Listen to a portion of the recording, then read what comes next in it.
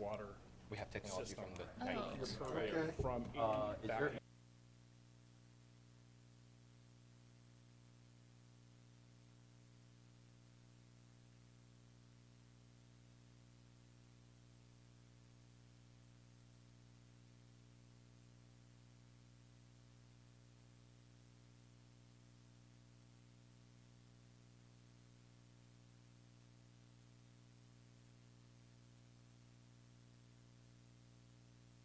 Mine, plug-ins.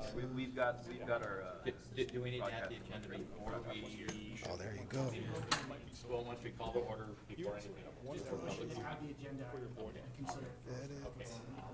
we do that. Just need to download it. All right, we are calling to order the meeting of the Parks, Recreation, Human Services, and Public Safety Committee meeting. I am Jack Walsh, the chairman. We have here with us Susan Honda and Lydia Seffa-Dawson, who are committee members. We're also joined by Council President Linda Kochmar and Council Member Paul McDaniel.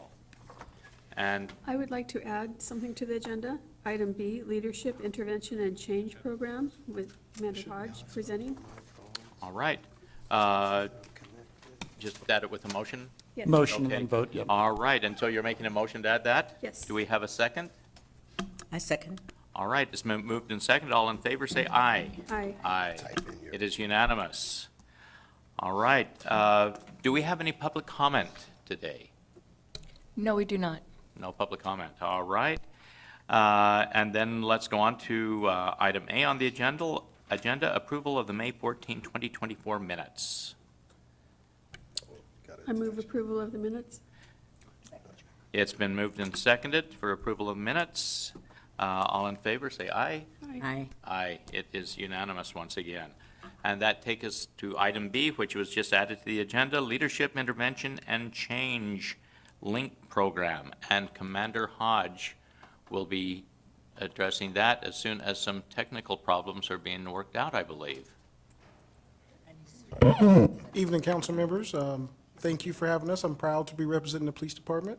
With me today is Mr. Harrison, and he will be presenting with the assistance of his colleagues and myself, the LINK program, once we get it up and running.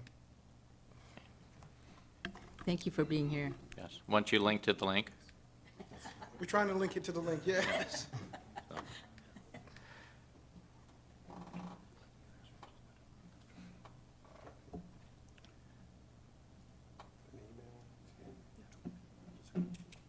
And there's not even art link letter to entertain us in the meantime. So.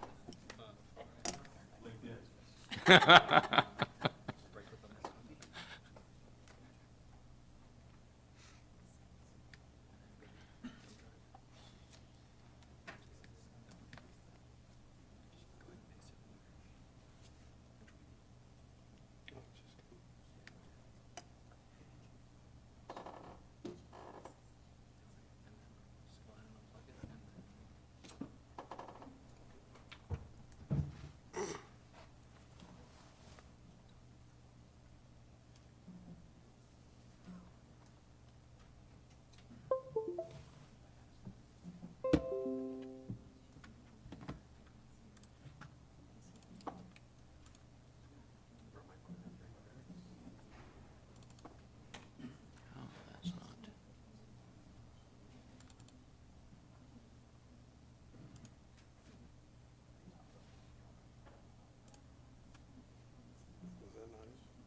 It's not opening up for some reason. It looked like it was open. When you went right, was that? No, those are the Oh, other those are the others, Yeah. there we go. There it is.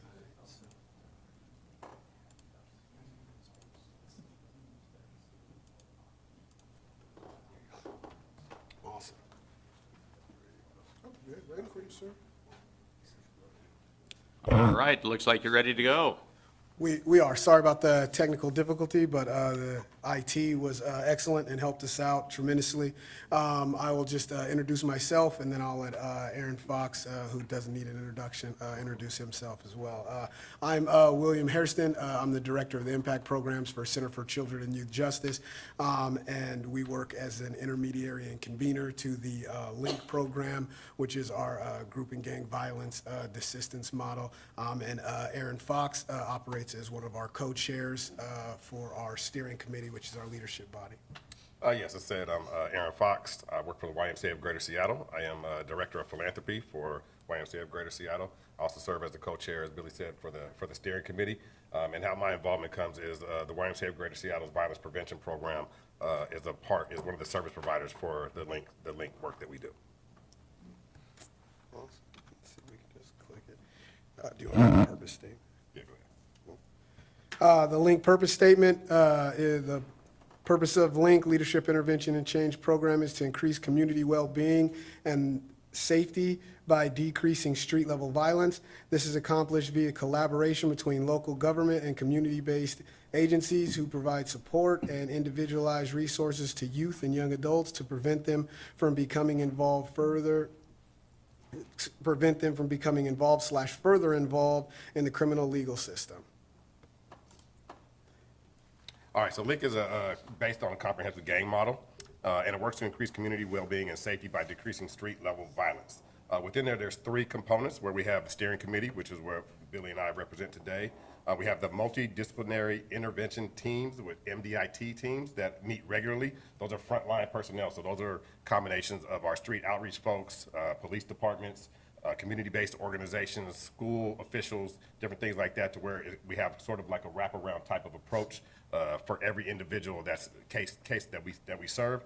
And then the other component would be the street outreach team, where we have 3 different community-based street outreach teams that are literally on the streets meeting with young people to try to curb violence. Yeah, and those outreach providers are Pro Se Potential, Freedom Project Washington, and Alive and Free through the YMCA. And if you could definitely give us some grace as we downloaded this PowerPoint. This is our first time downloading it, so some of the graphics are a little off, but we appreciate it. Kind of the structure of the program, like Aaron mentioned, there's the steering committee, which is the leadership component, and that is, the Aaron Foxes of the world, the Commander Hodges, the Chief Ted Bowes, the Devontae Parsons are the CEOs of our community-based organizations, along with any of our other partners. Their leadership sits at the steering committee, which kind of directs the work. Adjacent kind of and beneath that is the lead agency or the convener. That's what we are at Center for Children and Youth Justice at CCYJ. We kind of convene. We send out the emails, kind of take all that stuff off everybody else's plate so they can just show up and do the work. And then beneath that is the intervention teams and the outreach, which are our frontline boots on the ground workers. So we kind of have that communication from leadership down the pipe to how they want the program to run and what things need to be adjusted, as well as getting the information from the folks that are actually doing the work on what is needed or what the hurdles or barriers are for young people, whether that's system-wise or community-wise, and us elevating that to the leadership folks so they can make adjustments. All right, so for the steering committee, we have a variety of different folks on our committee, from grassroots community organizations, law enforcement, business community, faith community. So we have pastors on our steering committee, business community. We have different folks that represent businesses that are on our committee. We have local government leaders. We have council members. We have city council members. We have their representatives and assistants on that show up for them. Mental health education, a variety of different community-based organizations that do the mental health components of what we do, and then different criminal justice facets as well, from prosecutors, defense attorneys, advocates, different things like that. And school district folks as well. So we Absolutely. have our school district partners. The way that the program works is that our MDITs we have a regional approach. So one of the things that we know about King County is a very transient population, right? We're all over the place. I just drove from my office in Seattle to here today, and then we'll be driving home to my house in Kent later on. So we know that the way that our communities work and interact with one another is all over the place. So we have what's called a regional approach. So versus us just focusing only on Federal Way or only on the city of Seattle, we know our young people and those problems are going to follow and carry them across borders. So we have what's called Link A, which is our Link A MDIT, and we serve Highline School District, Tukwila School District, Seattle School District, and Renton School District on that table. And the reason that we pick school districts versus specific cities is because a lot of the school districts overlap in different cities and things of that nature, so it kind of gives us a more rounded or functional breadth. Our Link MDIT 2 table, or Link B, is Auburn School District, Federal Way School District, and Kent School District, which we know encompasses a number of different cities as well. Yeah, this is a key component to what we do, the overlapping of communities. As Billy said, it's transient. Another word that we use is commuter. We have a lot of young people that live in Auburn that go to school in the Federal Way School Districts, as an example, and vice versa for a lot of other things like that. So the collaborative approach is what we feel is most important, even though we understand that individual school districts and individual cities, they have to prioritize, their cities, what they want in their cities. But the overall approach to the work is that of collaboration, to where if we collaborate throughout all of King County, we see a greater good for all.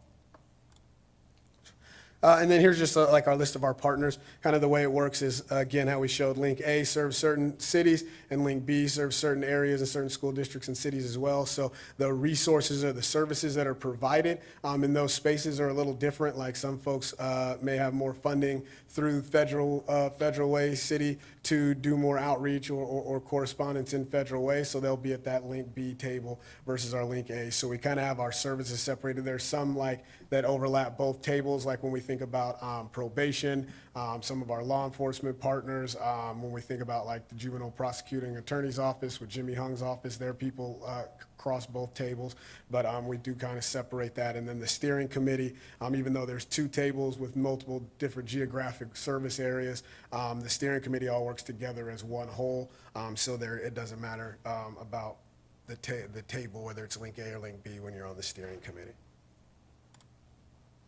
When we just kind of talk about the process, or our referral flow, the way we are able to serve young people, and we think of us as CCYJ as the intermediary, or the lead agency. We get the referrals. We have someone kind of call out, vet the referral, make sure that the young person kind of meets our criteria, and then from there, we then make sure that referral is staffed at the meetings, because we also staff all of the MDIT meetings, so we track all the data, we house kind of all that information with us, so then that way outreach providers and our other partners don't have to worry about it, they can just go do the work. And then we make sure that those referrals, or those young people that are assigned that meet our criteria, are then connected to an outreach provider, right? Like, who's gonna go knock on that young person's door, who's gonna go meet that young person and family where they're at in community, to identify kind of what their needs or supports are. And then we have the MDIT meetings, and once we get consent, we staff those young people at the meetings, and we set goals for them. Well, we don't set the goals. They actually set the goals by their communication and conversations with the outreach providers, and then the providers bring those back to the table, and we see how we can collectively support that young person in accomplishing those goals. What am I missing for MDIT? Yeah, that's good. Referrals, a lot of the community-based organizations, they are connected to Link, but they also have their own contracts, so they can bring some of the work that they do on their own into the Link work. So they will also take direct referrals to those agencies as well. This is a good example of how the collaboration and the partnership amongst all of us work, to where we all have one common goal, is reducing violence, but the way that we do it is per the individual young person, what their needs are. So we don't tell a young person what they're gonna do, they tell us what they're gonna do, and then we hold them accountable. And that's where Billy was talking about with the goal setting, is we're not gonna set someone's goal for them. They're gonna just have their own ideas of what their goals are, and then we can collectively and holistically approach them. And we do see that sometimes it's not necessarily a good fit with a certain agency, and so what we do is we can refer them to another agency, because they may have a different connection, they may have a different family connection or a different community connection to a different agency. So there's no ego involved when it comes to somebody receiving a referral. If it doesn't work the first time, we will get them connected to the right resource. And then our criteria for the young people that we look to serve is we want to serve young people that identify as gang or group involved. The reason we use the word group is, maybe it's a handful of friends and they're doing an antisocial behavior and causing some ruckus, but they don't have a name. We don't want to exclude them from services, if that makes sense. So a group or gang involved individuals, suspected or to know or involved, like adjacent to group or gang involved folks, anybody carrying a weapon, as we talk about like street level or community violence. We want to reduce violence, so folks that are carrying weapons, and then anyone engaging in community violence, whether that's assault, fighting, things of that nature, and anyone connected to the juvenile criminal legal system. So a lot of our referrals come from either probation or things of that nature. So folks that are engaged in the space is who we want to identify first, and then kind of our secondary criteria is folks that maybe are adjacent to some of that stuff or exhibiting maybe kind of the trying it on behavior of maybe disengage with school and some of those early kind of warning signs when we have the capacity to serve them. But our primary criteria, the folks that we're trying to serve, are really kind of those tier 3, high-level, individualized young people that take up the most of our time. What they say, I remember when I was in the school district, they're like, 3% of the young people take up like 97% of your time? Like, we want that 3%, so. Yeah, and I'll just add that there are folks that we get referrals for that are not necessarily the right fit, and they don't meet the necessarily criteria that we have. But what we will do is we ensure that we connect them to the right resources. So if somebody contacts us, gives us a referral, it doesn't meet our criteria, we have a lot of different community-based organizations that we can directly connect them through and give a warm handoff to somebody who needs services. So even though we may not be able to serve you, we will connect them to the right services. 100%. Aaron, you can talk about this. Yeah, so I think this is really the core of the work. I've talked about the wraparound services, but this is kind of it right here. When you look at the pro-social activities, to the connection to the basic needs, to the service coordination, employment assistance, the outreach support, and the education assistance. These are all the things that we try to provide to the young person, as not only as an individual through individual case management and through individual outreach, but also when we're at the MDIT tables. That's when we have that coordinated, collaborative approach to the work. Where we're really talking about what the young person needs, talking about the different things that they may be going through. The difference between what would be traditional wraparound services is that at that time, the young person is not necessarily in the space, but that doesn't mean that we're not advocating for that person and not talking about what they actually want. So that's the difference between the traditional wraparound model, but it is a wraparound type of service to where we holistically talk about what that person's needs are and come up with some ideas and resources for them to be able to access. And then that particular case manager or outreach worker would take those resources back to the young person and provide all of those resources for them. Just kind of a view of kind of what we got last year as far as some of our service area. We had 264 referrals to the LINK program throughout the county last year. Of those 264, we were able to enroll 89 based on criteria and capacity. So as we know, as always, the need always outweighs what we actually have available. But between the two tables, we were able to enroll 89 new young folks throughout the program. And one of the things that Aaron talked about too is with our kind of holistic model, we're a long-term intensive intervention. So anybody in our program is going to be with us from anywhere from 6 to 18 months, depending on the need, maybe longer, because we're really trying to help establish the behavior change with the outreach provider, but also to connect them to whatever services and things they need. So holistically, long-term, they're not falling kind of back into the same patterns. Again, like I mentioned before, our program is kind of long-term intensive, so we have young people for a long period of time. So even though we were only able to enroll 89 new young people, we were able to serve 173 young people over the course of the year last year. And of those 173 young people, we call our individualized intervention plans is when we're staffing these young people and talking about their needs and making sure that folks are following up and connecting on what outreach brings to the table. We were able to do 931 of those individualized intervention plans and reviews of young people over the course of the year. And overall, our overall program, here's some of our accomplishments. We have a number of different things that we track because we want to track every little individual success a young person has, because not only do we then get to let outreach tell that young person that they had a success and big them up and kind of help build process and continue to stack those things up, but we want to also measure the work that our partners are doing. So every little success a young person has is a lot of work done by multiple people, so we want to make sure that we're tracking and measuring that. And so we track, we had 25 young people enrolled in school. We had 66 young people improve their attendance. We had 2 young people graduate. We had 27 young people complete probation or court-ordered activity. And the big number that we really care about, which we feel helps drive or decrease the drive of violence is group or gang association. And we had 80 young people decrease their group or gang association. We had 111 young people either gain or maintain employment. And then we connected 31 young people to other supports, like such as housing and educational partners in mental health.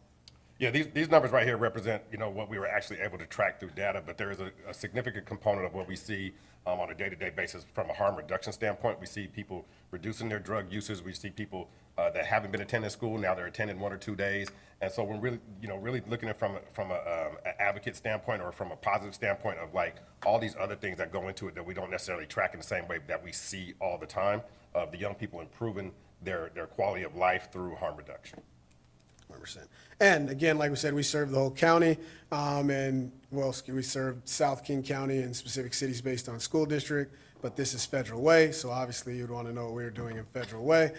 So over the course of time, in Federal Way from 2023 to present, we've been able to serve 56 young people that are currently or had been enrolled in Federal Way Public Schools. There's probably some more if we were to kind of like cross-aggregate like address as well, because we know we have some young people that maybe have been couch surfing or are living in Federal Way, but as far as Federal Way scholars or folks that were enrolled at some point in time in Federal Way school, we've served 56 of them over the course of the years. You want to talk about some accomplishments? Yeah, these you can see the accomplishments there. I just would like to say that the Federal Way School District and the Federal Way Police Department has been one of our strongest collaborators, our strongest partnerships. So I really want to commend them for really contributing heavily to the link table and the work that we do. That we often use them as examples for other cities and other police departments of like, hey, this is what we see from Federal Way, and we would like to kind of have you emulate that. So huge, and allowing us to be here to talk to you all today is another prime example of that partnership and collaboration. So want to, especially with Officer Hodge right here, give a huge shout out to them. But these numbers, are, even though some of them may look kind of small, when you think about like serving 56 folks in the Federal Way School District that have significantly reduced gang activity or harmful behaviors, we're very proud of these numbers right here. Yeah, 100%. I think like we talk about, we want those kind of high-end Tier 3 young people. We know that we are a long-term intensive intervention, so it's going to be incremental success, right? It's going to be small, but then those small successes are going to build and eventually look big. Again, just to kind of talk about our partnership with Federal Way Law Enforcement.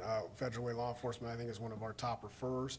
The SROs that connect and refer a lot of young people to us specifically because they know what our criteria is, and they have very good connections with our outreach folks. So when Officer Muratis, when she sends a referral over, like she knows what school they're at, she knows what outreach worker she wants connected with them because she thinks she knows who has a good relationship, and they're having all those conversations as far as like making sure that we're trying to get the best fit for the young people that are in Federal Way. So definitely big shout out to our partnership with Federal Way Police Department and their ability to refer young people and connect them to service.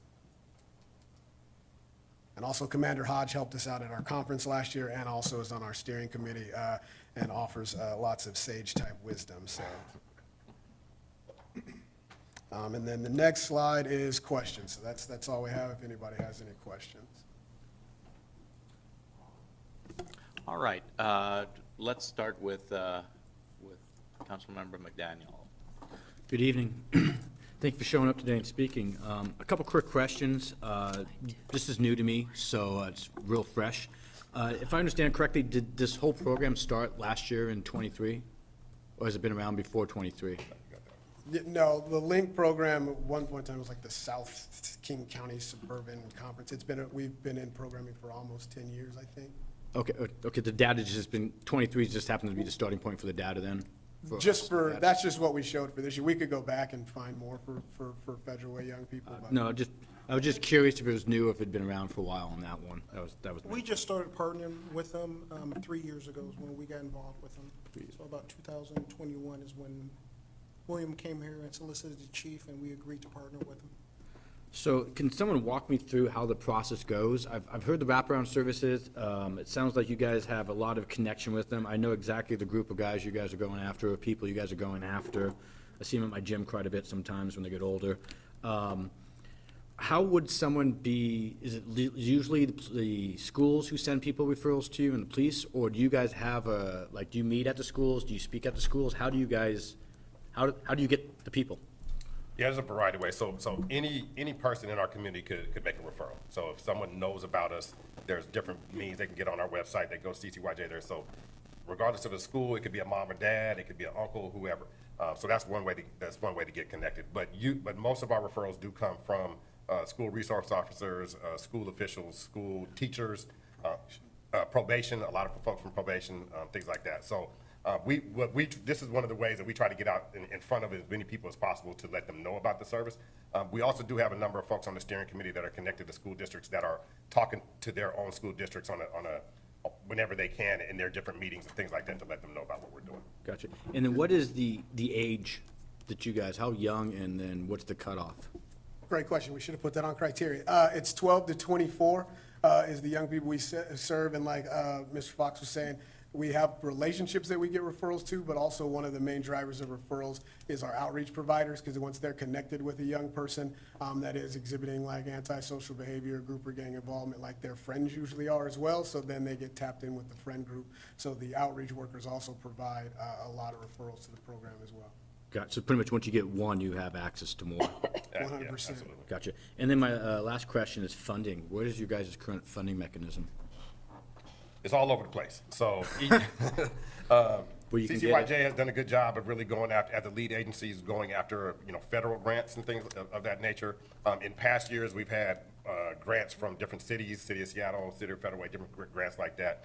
Right now, our main structure is from the federal agencies that we get that, like the BJA grants and OJJDP grants. And then each of our providers on the three outreach providers, they either get some pass-through dollars from CCYJ, but then they also go out and solicit their own grant monies and philanthropy monies. Awesome. Look forward to hearing more about this. Thank you, guys. No worries. And also just to follow up on funding too, the structure is, us as the intermediary, we're able to do a couple different things as we get grant funding through BJA, which are federal grants, which then we allow us to help our partners draw down federal dollars that wouldn't necessarily be able to access those dollars initially. And then they also have county or local funds, and then we also do the same thing with county funds. We work as like a pass-through for a number of different funder sources as well to kind of alleviate some of the paperwork or things of that nature that our organizations that we know are on the boots on the ground doing the work do, because our goal is to kind of be a value add as that intermediary or lead agency. You guys kind of a clearinghouse. It sounds like it does a lot more of the administrative so they can actually do the hands-on stuff. 100%. That's really where we sit.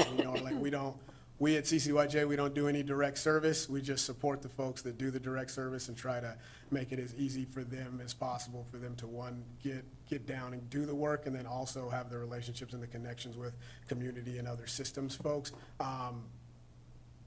to better serve our young people or help them navigate through those spaces as quickly and as fast as possible. Great. Thank you. Councilmember Sephdowson, have questions? Should I go Yes. first? Okay. Oh, you had your light on first. Okay. Thank you so much for the presentation, and thank you for the work that you're doing. I think it's not as highly publicized or well-known. Public safety is very important to us, so I think that's what you're supporting and doing, because these youth do need direction and support, and a lot, so it comes from programs like you, and I just want to say thank you. With that, I do have a couple of questions. Who are you partnering with in Federal Way? What agencies? Great question. Pro Se Potential is the person that takes most of our Federal Way referrals, but also Alive and Free through the YMCA also takes Federal Way referrals. So our three outreach providers that we partner with that directly serve young people are Pro Se Potential, Freedom Project Washington, and Alive and Free. What was the second one you said? Pro Se Potential, Alive and Free, and? Freedom Project Washington. Oh, okay. And when you said 56 Federal Way youth were served, is that the city of Federal Way, city boundaries, or or Federal Way School District? And that's 56 youth that are or were enrolled in Federal Way Public School. So it could be any of the cities that the school district serves, correct? Correct. Okay.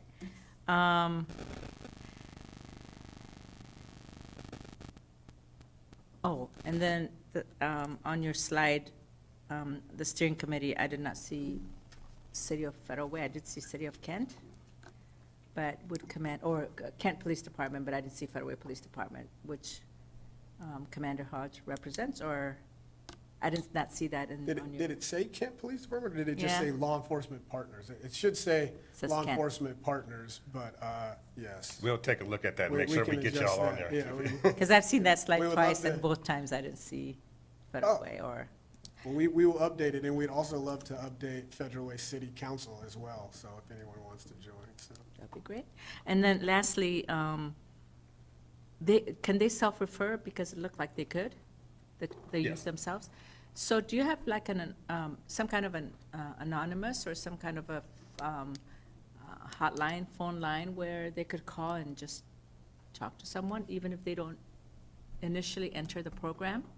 Pre-program, where they could just talk about their fears and their concerns if they were to get into your program? Is there such a Well, most of our referrals, they come via online, and it can be anonymous. A lot of times, we do get very vague information, so it could literally just be like a phone number and a name, and then our outreach workers are the ones that would do the follow-up and get that way. So, all of our outreach workers that we work with have lived experience, that they've been involved in either been involved or impacted in some sort of gang activity in their life. So they're very familiar with how to maneuver and create those relationships with those young people. So we feel really confident that those outreach workers are able to keep the anonymity, and then also just make them feel comfortable when they're meeting with one another. Because one thing that we do know when folks are in, even if they, especially if they have any type of criminal activity, if you're thinking about like snitching, or you think about some of the things that the young people have to deal with on a daily basis, our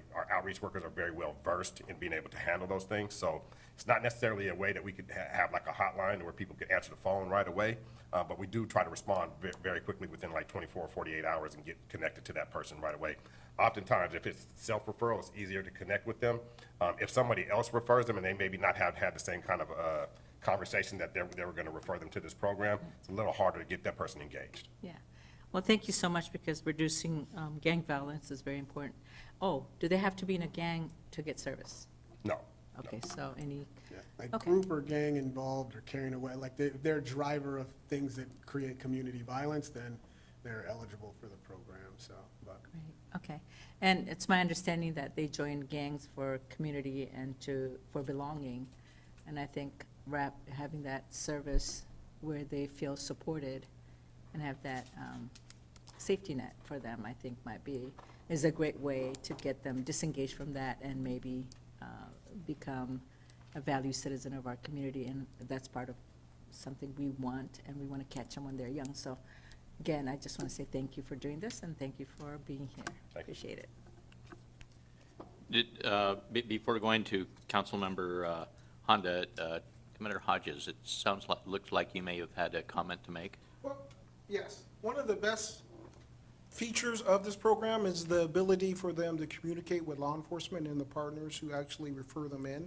So I wanted William to talk a little bit more about that, as far as the meetings, how the meetings go, who's there, how they communicate and keep the clients going forward. So you can talk about that, how much the steering committee meets and how many times you guys, the groups meet, and what goes on in the groups. No, 100%. So the steering committee meets monthly. They meet once a month, and then every quarter it's in person. Or are they all in person now? Aaron's in charge of that, so he tells me what to send the invite. But the steering committee meets once a month, and then part of the steering committee's commitment is that all the steering committee members should also be at least attending one MDIT meeting, like once a quarter, or once every 2 quarters, to actually kind of see what the boots on the ground and what the folks are actually doing. One of the things that we talk about too when we think of our program and we think of our partnerships and MDITs is we want everybody to be on the bus. We want to be as kumbaya and collaborative as possible, but we want to make sure we have the right people on the bus in the right seats, right? Have the right butts in the right seats. So even though we have law enforcement and we have all these other systems folks at the table, right? Everyone knows the goal is to serve and support the young people. And so that's what everybody's kind of coming to the table. We think about, Aaron kind of mentioned the referral sources. A lot of our law enforcement referrals from Federal Way, a lot of them are cold referrals because Officer Murata knows that if she walks over and tells a young person, I'm going to refer you to this program, somebody's going to come call you or knock on your door, they're going to probably be averse to it, right? But she knows that young person meets criteria and should be getting connected with whichever outreach worker she thinks makes the most sense. She's going to send that over, and then like Mr. Fox had mentioned before, our outreach providers are going to go out, meet the young person and family where they're at, knock on the door, do all of that stuff. But then we also get to have the back and forth of the communication at the MDITs of what the young person needs, what they're going through, what the issues are from everybody else's different perspectives. So the young person may have a great relationship with the outreach provider, so that person that the outreach provider sees and the things they hear are gonna be different than the things that Officer Murata sees or knows are coming down the pipe or is aware of. It's gonna be different than what the probation counselor sees or is aware of. It's gonna be different than what the school district personnel are gonna see or be aware of, so we kind of get a holistic view and get to communicate all facets of the young person's life, which allows the outreach provider to support them more holistically and also kind of, give them a heads up or call them on the things that they're not executing. Did I miss anything? I would just add that our MDIT tables, they meet every other week. They meet. Yes, Link A. So basically, we meet every week, but Link A meets 1 week, then Link B, then Link A, then Link B. So for us, it's every week. Yeah. All right, thank you. Councilmember Honda. Thank you. So how would families know about you?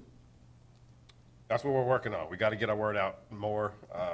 Mostly it's from us coming and making presentations, word of mouth, trying to get in front of as many people as possible from school districts, community-based organizations, Kiwanis clubs, Rotary clubs, just trying to get out to the community as much as possible, do this same presentation to them as often as possible is really our strategy. And then also using our outreach workers that are in a variety of locations to spread the word. Yeah, and also I would say too is community knows what community's doing too. So like everybody doesn't necessarily know about us, but all of the families that we work with, we all have to do a consent form as well. So that's a good spill too, so everyone knows exactly what they're signing up for or committing their young person to. They kind of get the whole background of what we do. So outreach providers as well as getting out like this just to really get the name out for folks in community. So in Federal Way, in our schools, is there someone in the middle schools and high schools that are looking for kids that you might be able to help? So we don't necessarily we have a connection at the steering committee with Federal Way School District, but we haven't been able to kind of have that connection for a referral source. So all of our Federal Way referrals that come from law enforcement. But ideally, the way it works in other school districts is depending on, it's either maybe a person at the district office that understands like, hey, these are our tier 2 expulsions or emergency expulsions, and they're sending that information over. Or we maybe have a great relationship with one of the alternative schools like Open Doors or something like that. And then the counselor from that school is connected to the MDIT and doing referrals and coming to the meetings. So. That's interesting. Huh. So how are the courts involved at all?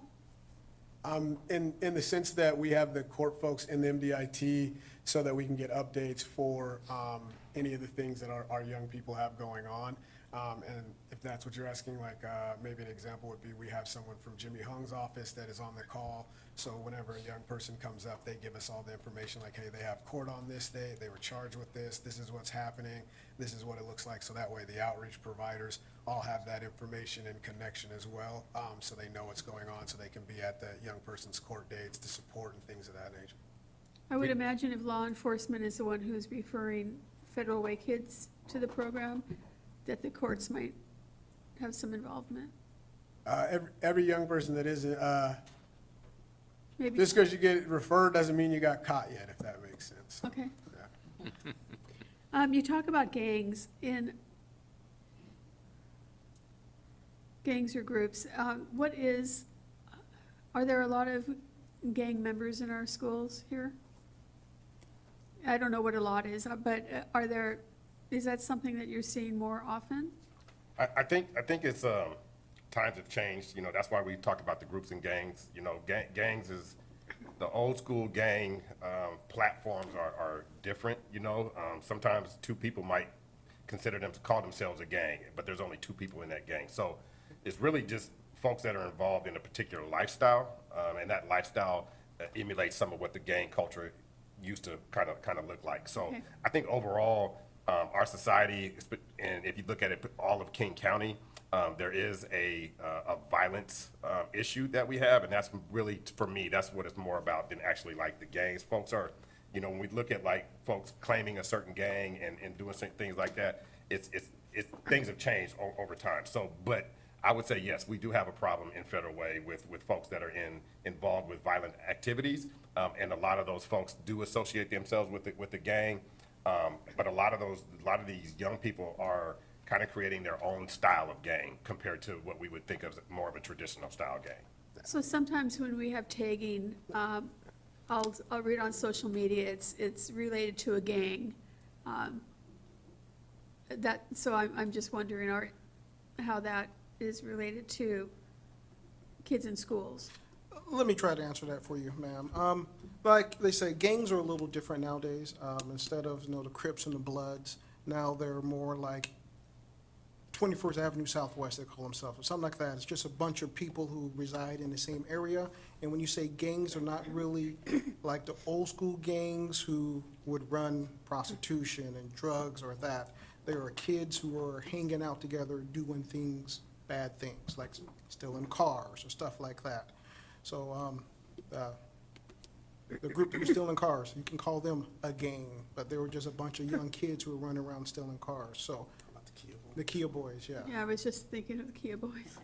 So, society has changed when it comes to gangs nowadays. It's more like a group of people in the same area who were hanging out, the 253, the 206, the 98203, they're names like that nowadays. So, yes, there is gangs in our schools, but they're a little different than the gangs what we grew up with.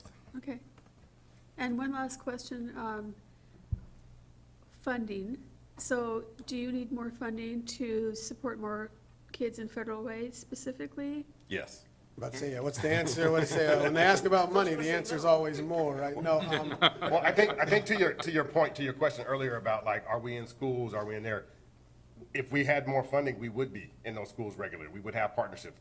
We've lost funding over the years. After coming out of the pandemic, funding shifted in a lot of different directions. So we've in the past, we have had outreach workers that have been posted up at a school all day long. So we had that connection. So if we had more dollars, we would be able to expand our reach with the work.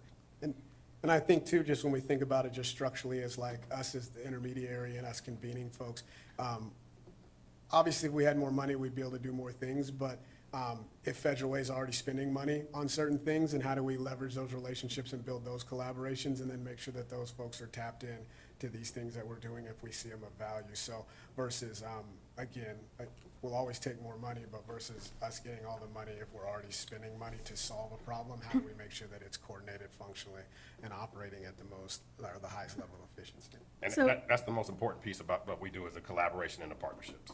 If we as a council found money for Federal Way kids, would that money only go to service Federal Way kids, or would it be others? And No, we would specifically serve Federal Way with those dollars.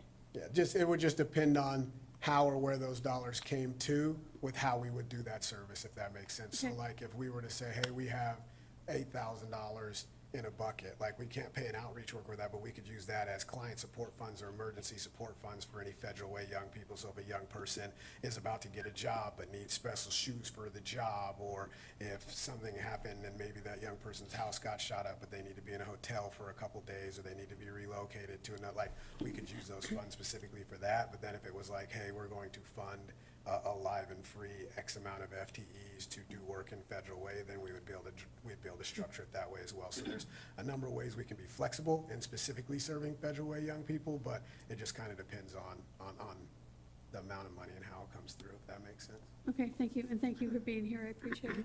No problem. Thank you for the question. Yeah, thank you. And Council President Whitmore. Thank you, Chairman. So I'm assuming that you're acting as a diversion program, a diversion from going to detention or for prison.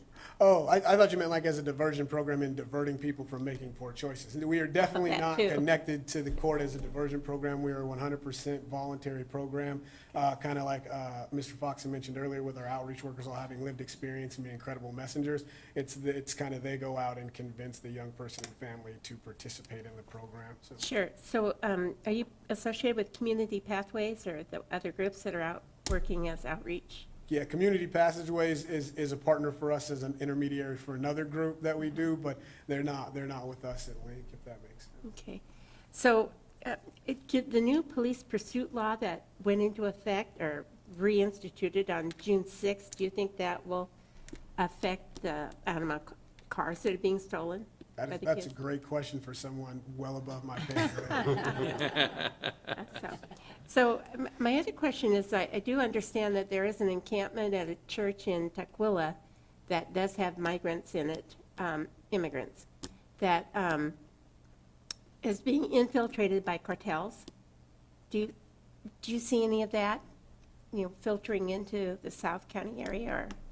We haven't gotten any referrals from any of those spaces for anything like that. if that- Okay. I do know our outreach workers are aware of what goes on in encampments, the jungle that they call it up in Seattle has been a big area that, but those are dangerous spaces too. And that's one of the things when we think about our outreach workers, we want to keep them as safe as possible. They are putting their lives in danger by being out there in activities where violence happens.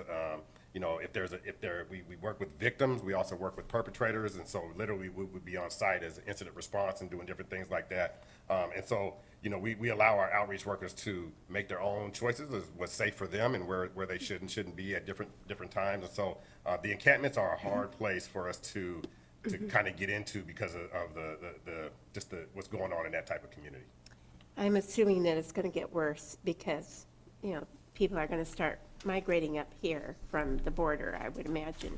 And really, when you think about us, when you think about our age range is 12 to 24, and diversion is an aspect of what we do. We really want to do intervention, and that's really what we're about, is like intervening in when folks are already in that or when they're about to start to be on that path. Okay. And a lot of times those folks in those encampments are older adults. If you think about the homeless community, there's a difference, there's a strict line between a young adult, youth and young adult homelessness and older adult homelessness. A lot of what we do see in the encampments is the older folks. And some of our young people might be involved in that. Those would tend to be the little bit older ones, the 22s and older. So those are components that that our outreach workers are aware of and just need to figure out a way to navigate. So I think one of the things that we need to be aware of is, the drug usage that's filtering into the schools and the fentanyl, and it's coming in actually through even use of weed, marijuana, and it's in everything now. And the concern is, how much worse is this going to get because it's so powerful and protecting our children. So you don't deal with, trying to stop the drug. Oh, absolutely, absolutely. Everything we do is about to reduce or to stop any negative activity they got. Going back to what I was talking about, that harm reduction model. If you tell somebody a young person not to do something, they tend to go the Gonna do other it way. right away. So we come from it, the approach and the strategies and the training that we give the outreach workers is all about, let's reduce it. If you're using marijuana every day and now you start to use it only 3 days a week, we look at that as success, or you're using it every day, but now you're not using it until the end of the day, things like that. We do, marijuana has always had the gateway drug attached to it. I think studies have shown that that's not as true as it used to be in the past. And what we see with a lot of young people is not as much as the usage, as much as the selling of it. A lot of the usage that we do see is marijuana. So that's a lot of things that we focus on. But in regards to anyone that may be selling drugs or selling other substances and things like that, just trying to educate them and about the negative aspects of it and all those things, and having those regular conversations are things that our outreach workers do on a regular basis.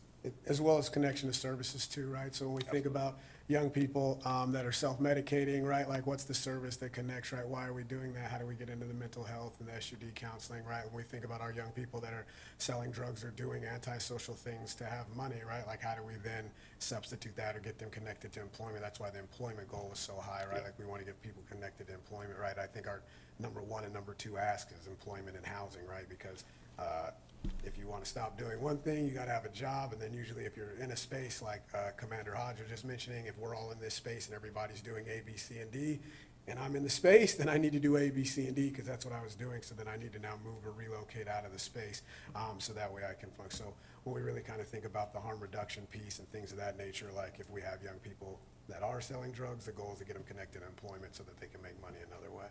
Are many of them involved in buying and selling guns? That's a great question. We don't necessarily track like how or the transfer or transition of those things. That's one of our criteria is the young person carrying a weapon, like do our young people have those connections or access to those things is one of the things that we want those kind of young people. But as far as whether they're buying or tracking or moving it, we're not tracking that. Our goal is to make sure that they live somewhere where they don't feel like they need the gun and then to not have it, so. They can even do a 3D gun now. I print them up, yeah, ghost them. Thank you. The great presentation. I have just a few questions. Could you go back to the slide that, for Federal Way, I'm gonna do my best. Let me do that. Oh, am I not sharing though, right? You're sharing. Oh, am I sharing? Okay, back. Oh, there we go. Okay. That's the one you're talking about? yes, uh-huh. Oh, hey, I'm gonna pat myself on the back.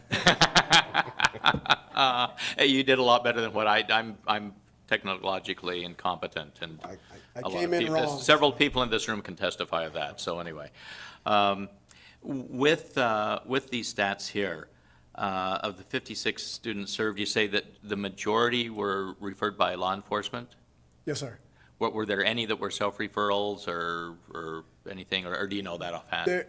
We could look it up, kind of where the referral source is. I would say most of them were law enforcement, and the ones that weren't were young people that law enforcement referred, their friends that outreach then connected with. Okay, So all right. And then, our Federal Way pipeline is pretty consistent. It's pretty straightforward right now. and for example, completed probation or court-assigned activity, 2 of them. Do you know how many, any idea how many were supposed to be doing probation, or were in probation or supposed to be doing court-assigned activities? How many were, how many, I guess what I'm asking is what kind of percentage success rate are we having here on something like that? Does that question make sense? Yeah, let me just make, so what you're saying is you're like, of the 56, do we know how many were on probation and how many were supposed to complete it? Yes. We could absolutely track that, and what I'd say too is when we look at it, it's not a goal of like who's in compliance with probation, it's completed. So if we have like 20 young people that don't complete probation for another 3 or 4 months, like then it wouldn't show. So we Okay. actually do track that, we're tracking whether or not they're on probation and when they complete it or they do the things that they do. So, but everybody of that 56 is not on probation, if that makes sense. I'd like to say, a lot of the people who referred are not probation. How that works is, if an officer in the school sees someone that is doing risky activity, they'll refer them. And Okay. that's how we set it up, because we want to get them before they get into the judicial system, and that is our goal.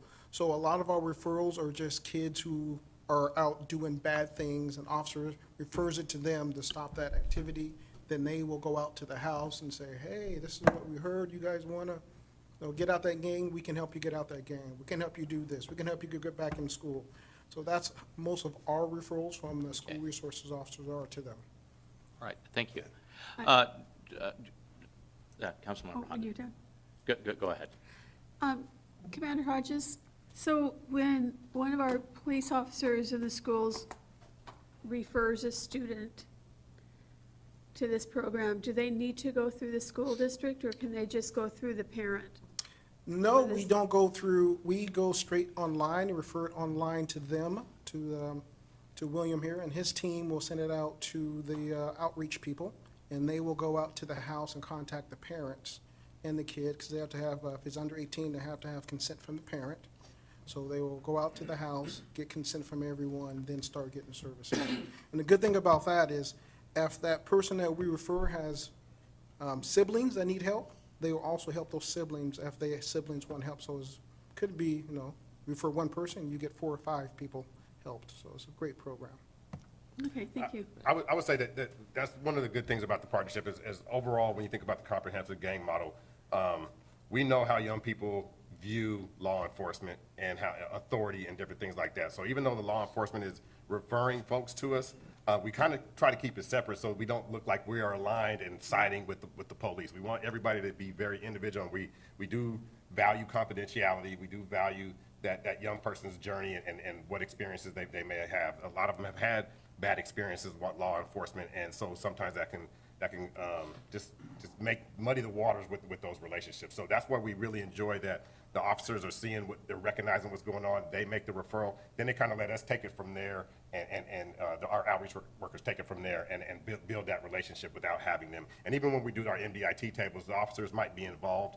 A lot of the young people, even though they know that the law enforcement is involved, they're not directly involved with that young person on a day-to-day basis, so they don't see it as a partnership of our outreach workers partnering with the law enforcement or even with the courts and things like that. Because, some young people are in judicial situations to where, they're trying to go to courts to get out of certain situations, and we don't want them to compromise anything by giving any information to a prosecuting attorney or law enforcement that, might hurt their cause. Thank you. Right, thank you. One quick question. MDIT, what does that stand for? Multidisciplinary Intervention Team, so we have, Okay, all right. That's the counselors that tell us. that. That's pretty much the counselors who go out and talk to the kids. Okay, all right. Well, the outreach workers go, the multidisciplinary intervention team, that's the meeting, that's what we call, but that's just multiple people from different disciplines, like, if that makes sense. So that, the outreach workers are part of that do go talk to the young Okay, people. all right. Yeah, lots of times in presentations, there's different letterisms and things that for some of us, so. Just to wrap it up, obviously, you can always use more funding, but besides that, what can we as a city council do to support your efforts?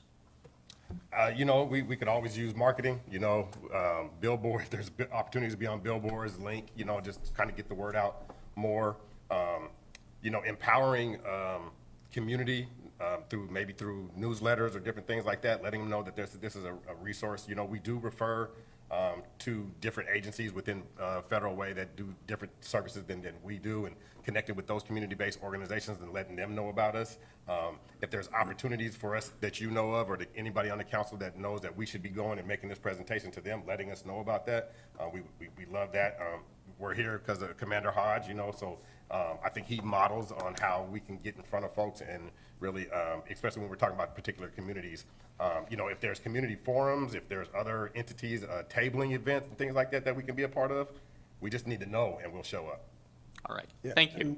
And I would also say, how can we help you guys leverage your funding, right? Like, what are the things or who are the people that you guys think are doing good work, that are working with this population, right? That you're already funding, and how can we help and support them do a better job, right? Like, where are the touch points for things you're already paying money for that we can leverage? And then also, when we think about connection to community, right? Like, we would love to invite folks, if there's a representative from the city council that wants to be on the steering committee, and then how do we then leverage those relationships to put pressure on others to collaborate and work collectively together as well, like to have, Federal Way law enforcement, Federal Way city council, and Federal Way school district working cohesively together to serve the young people in Federal Way through the program also would be very beneficial to us, and a great model to show for other people or other jurisdictions. As we know, there's like 29 cities in King County, right? So how do we leverage the things that we're already doing? All right, thank you.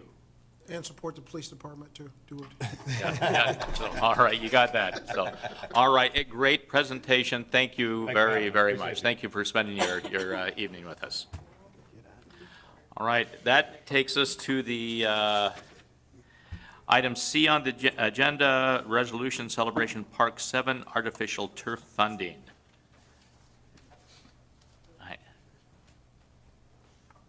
Good evening, committee. I'm George Richin, your Parks and Facilities Manager. And tonight, before you, I have a resolution for Celebration Park Field 7 Artificial Turf Funding. If this looks familiar, it should, because 2 months ago, I'm going to give you guys a little setup on this. 2 months ago, Deputy Director Gerwin presented a resolution pertaining to Field 8 This pertains to Field 7. It was a different RCO grant program back then, 2 months ago, so we're going after another one pertaining to Field 7. That program was the youth athletic facilities for $1.5 million. We're matching those funds, $347,000 out of the Department of Commerce grant that was awarded to us for artificial turf at Celebration. So that would take care of Field 8 for a 1.85 cost. This is Field 7. It is the RCO COAF, Community Outdoor Athletic Facilities Grant. We're asking for, going after 1.2 million, matching it with 450,000 of basically the remainder of that Department of Commerce grant to fund Field 7.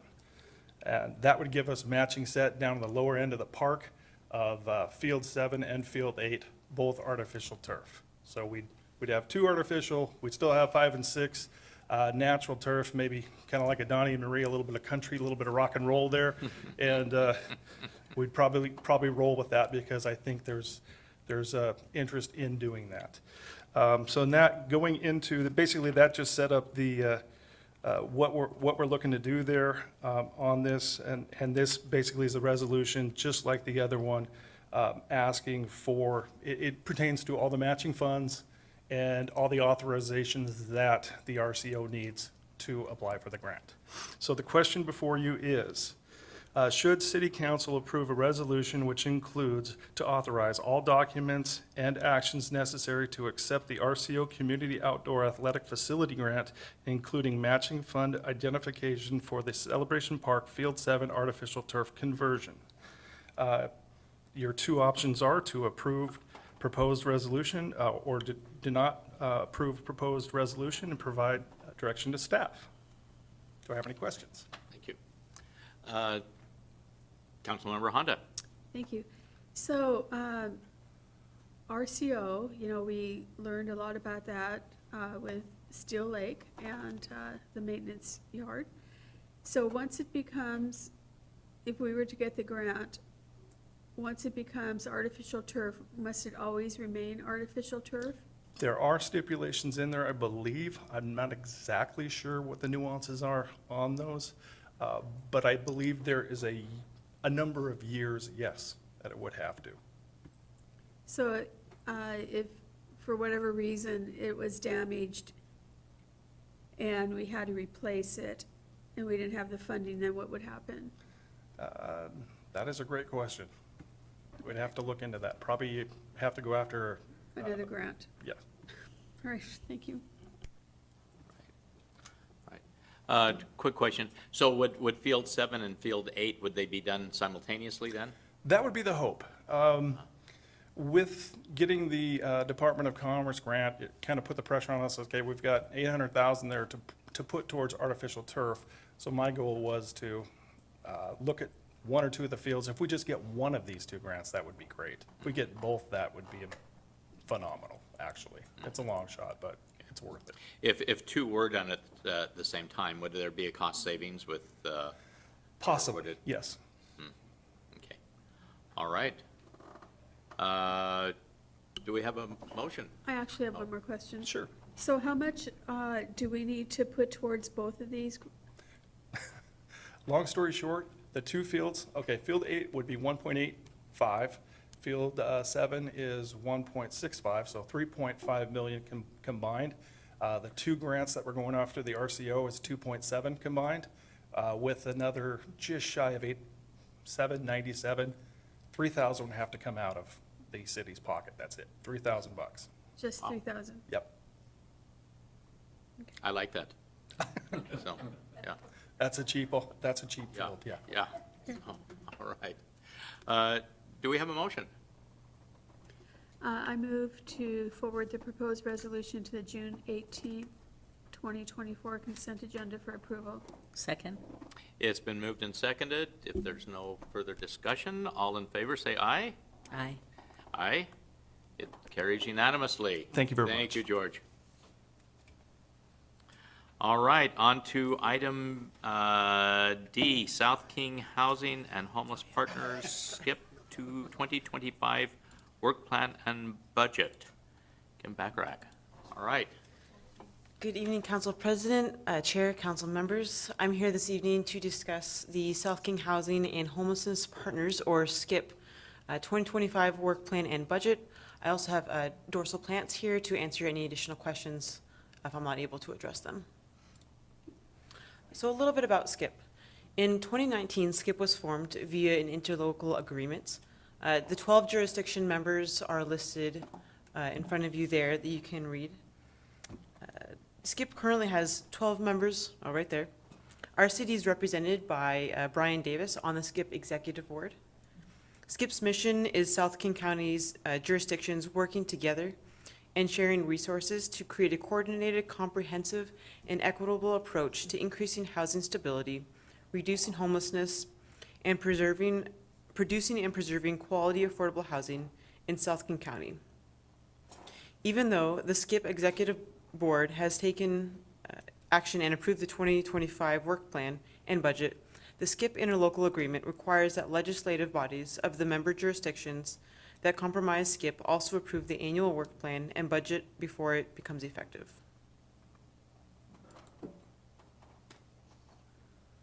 This is an example of the work plan development process.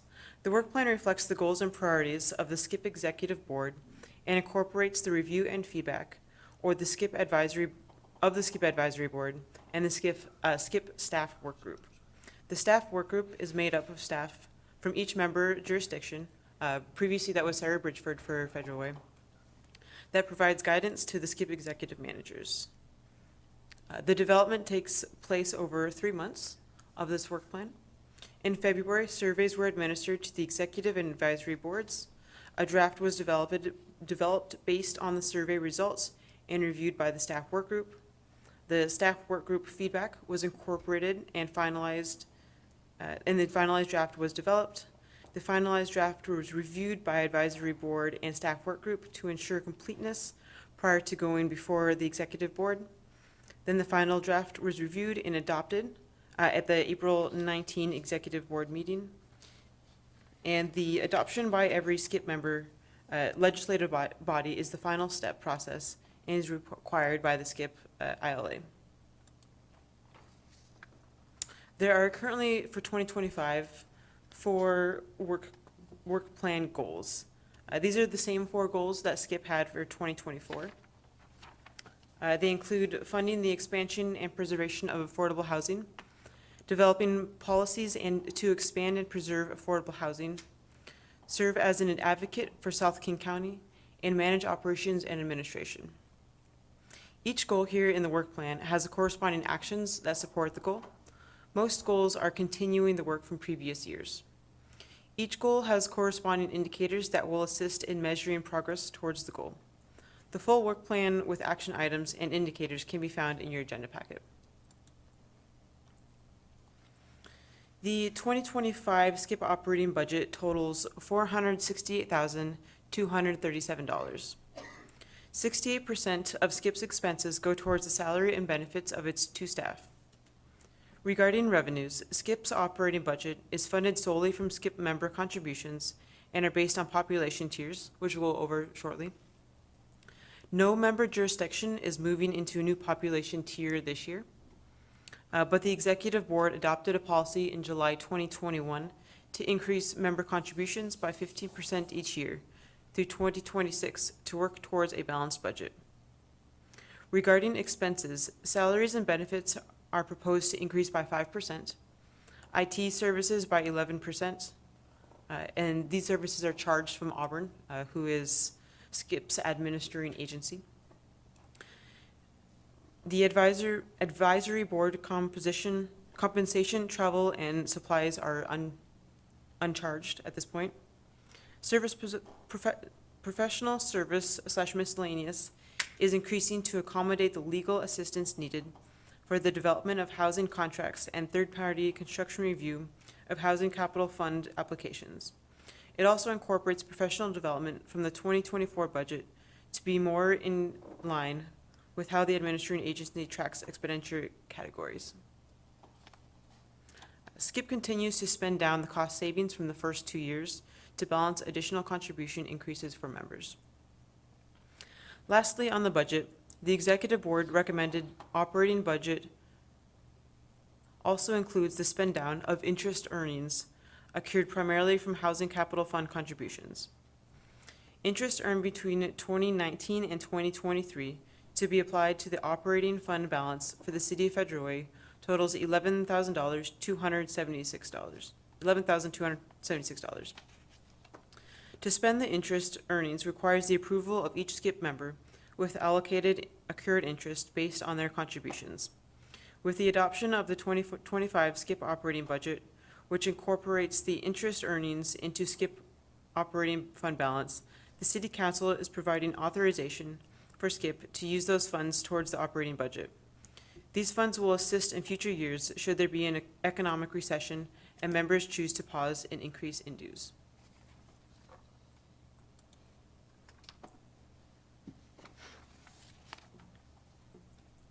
The table before you shows the state's Office of Financial Management population data. That's not correct. Sorry, that's the next slide. This slide shows the SCIP population tiers established in the interlocal agreement and the member contribution by year that incorporates the 15% increase each year. A caveat to this table in 2026, if there's an interest in exploring additional staff capacity or other new expenditures, member contributions may be higher than what is listed, but that would be a discussion for next year.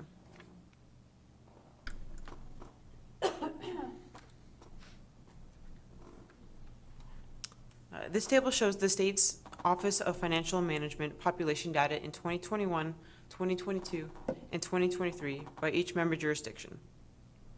For King County, we only have unincorporated King County estimate, which is much larger than unincorporated South King County.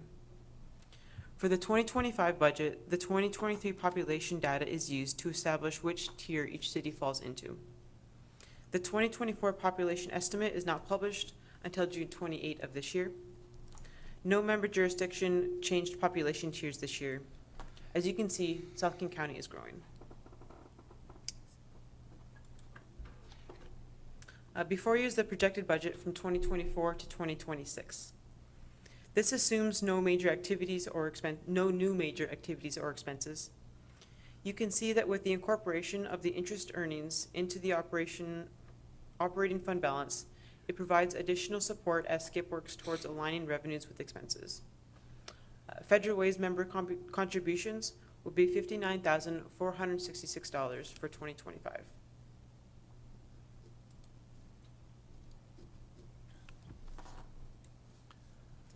Is there a... Oh, yep, that is the end. Any questions that you may have for myself or for Dorsal? All right. First, Councilmember Honda. Oh, thank you. The population slide that you showed, so there's recently been, at least several articles I've read where our population is below 100,000. So these numbers are based on the 2023 estimates for the 2025 funding. So if the, or for 2025 funding. So 2026 funding could reflect those numbers. Because if the population went down from 2023 to 2024, we would see the decrease in the budget in 2026. So we're two years behind on the population count for the budget. So what I've been reading is in South King County, a lot of the cities, their populations have gone down. So that could have an impact on this program. Potentially. If that proves to be true and those numbers hold. All right, thank you. All right. Councilmember McDaniel. A couple questions for clarity. For SCIP, I just want to make sure, SCIP, is that the same funding mechanism that's being used for the hotels that are being converted over, or is that a different? Different. Different, okay. And this one, so this one's not funded by any sales tax, it's strictly a tiers one, right? Correct. Where there's some, our Housing Capital Fund pulls sales tax. So we do have the 1590 funds that 4 of the SCIP cities have collected. Federal Way is not one of them, but My understanding is that the 1590 funds that were not kept at the city level went to King County, and those have been the funds used for the healthcare, the healthcare through housing program. Okay. And then what it looks at, when I looked at the expenses, I noticed they were part of your slides on the expenses. This is pretty much, you just have a one line item on it. When the detail, it shows a breakout of how the money actually is being spent, and salaries and benefits are $320,000 of the 409 without the step down balance. So my understanding is this strictly the money is being used to keep the organization running then? It's not actually, so it's just the administrative side? Correct. Okay, so the 80% for the payroll, just off the top, is just because this is the admin side of the operation? Okay. That was my questions. Thank you. All right. If there's no further discussions, I don't have any other questions myself. Do we have a motion?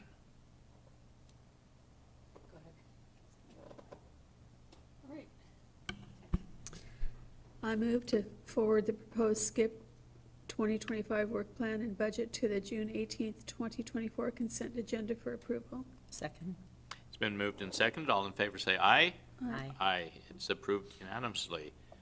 Thank you, Kim, and you're on again with item E, updated First Amendment, the 2023 Community Development Block Grant Annual Action Plan. Make sure that's the right one. I have a couple here today. Good evening once again.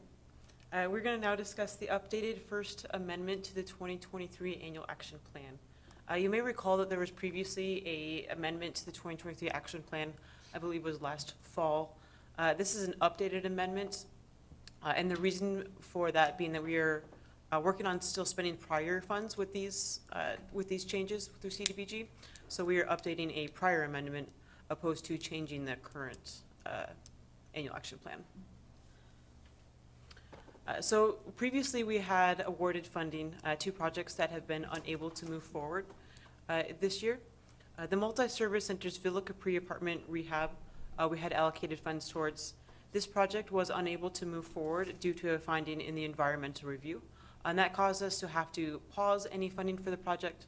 It is possible that project could still be funded in the future, but we're just unable to hold on to those funds for them at this time. The city housing repairs. So the city previously transitioned the administration of this program to Habitat for Humanity, but did save a small amount of funding for lingering projects that remain, and that remaining funding was not used.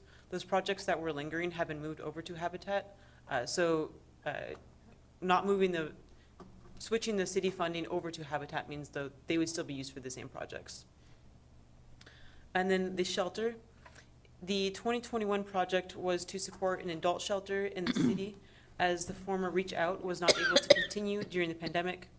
City CDBG funds were not used in the coordination with the former Red Lion, so the funds were not used and can be reallocated at this time. The proposed projects before you would be added to the 2023 Annual Action Plan Amendment, including using acquisition for $300,000. This would be the acquisition of a new transitional housing unit. The Habitat for Humanity minor housing repair program at $100,000, providing minor home repairs up to $5,000 for low and moderate income homeowners. The Habitat for Humanity housing repair program at $150,000, which would be a housing repair program helping extremely low and moderate income homeowners repair their homes to a safe condition. The Fusion elevator and windows rehabilitation at $300,000, updating and repairing elevator and windows to bring up to ADA compliance and energy efficiency standards in one of their current shelters. The Highline Economic Development Program at $110,000, which would update, that's incorrect. Sorry. The Highline Economic Development Program is economic development assistance to small businesses within the city of Federal Way. That's my question. And the African Community Housing and Development Small Business Supports, which would provide assistance to low and moderate income business owners as well as mini grants.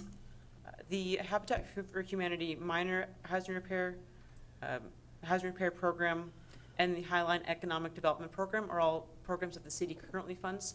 This would be continuing those contracts. And before you are the options to be considered, and I can take questions at this time. Right, Councilmember Sivadas? Oh, all right, in that case, Councilmember Honda. Thank you. So the CDBG funding for the Red Lion, No. We will not be using the funding for the Red Lion. my understanding, and obviously I was wrong in my understanding, was that the city wasn't going to be putting any money into that. That was a King County project. Yes, from the way that I'd understood it, is that the city held a small pot just in case, but never obligated funds towards the project. So the funds were kind of being held in case it was that project or a different project that happened in 2024, which none did. So we never formally allocated the funding. We were holding it just in case a shelter, whether it be the Red Lion or a different one, were to fully happen. Would there be enough to open our own shelter? It's something like $20,000. Oh, okay. And the money for Fusion for windows and replacement of an elevator, is that in the family? Yeah, the Pete Shelter? Anderson, if that's, Okay, so that building was recently rehabbed to open the shelter just a few years ago. So why would they need new windows and the elevator fixed? so the windows were never replaced. They were up to code, but what they wanted to put in is double, possibly triple pane windows to save on energy costs, and also just to bring it up to current regulations. And then the elevator, I don't know what work was done on that when they opened, but it currently does not work. They are putting anyone who was not able to use the stairs on the first floor, but they would like to be able to have the old pool building accessible. Interesting. And are there other places that they could get funding for that? Capital funding is hard for nonprofits to come by. It's so not likely. Okay, thank you. Councilmember McDaniel. A couple questions. First one is kind of an easy one. There wasn't a bigger write-up on the African Community Housing and Development Small Business Support. Can you elaborate a little bit more on that one first? Yeah, so the program that they offer is kind of similar to what we've seen with Highline. So they offer one-on-one support to small businesses. The owner of the business must be low to moderate income.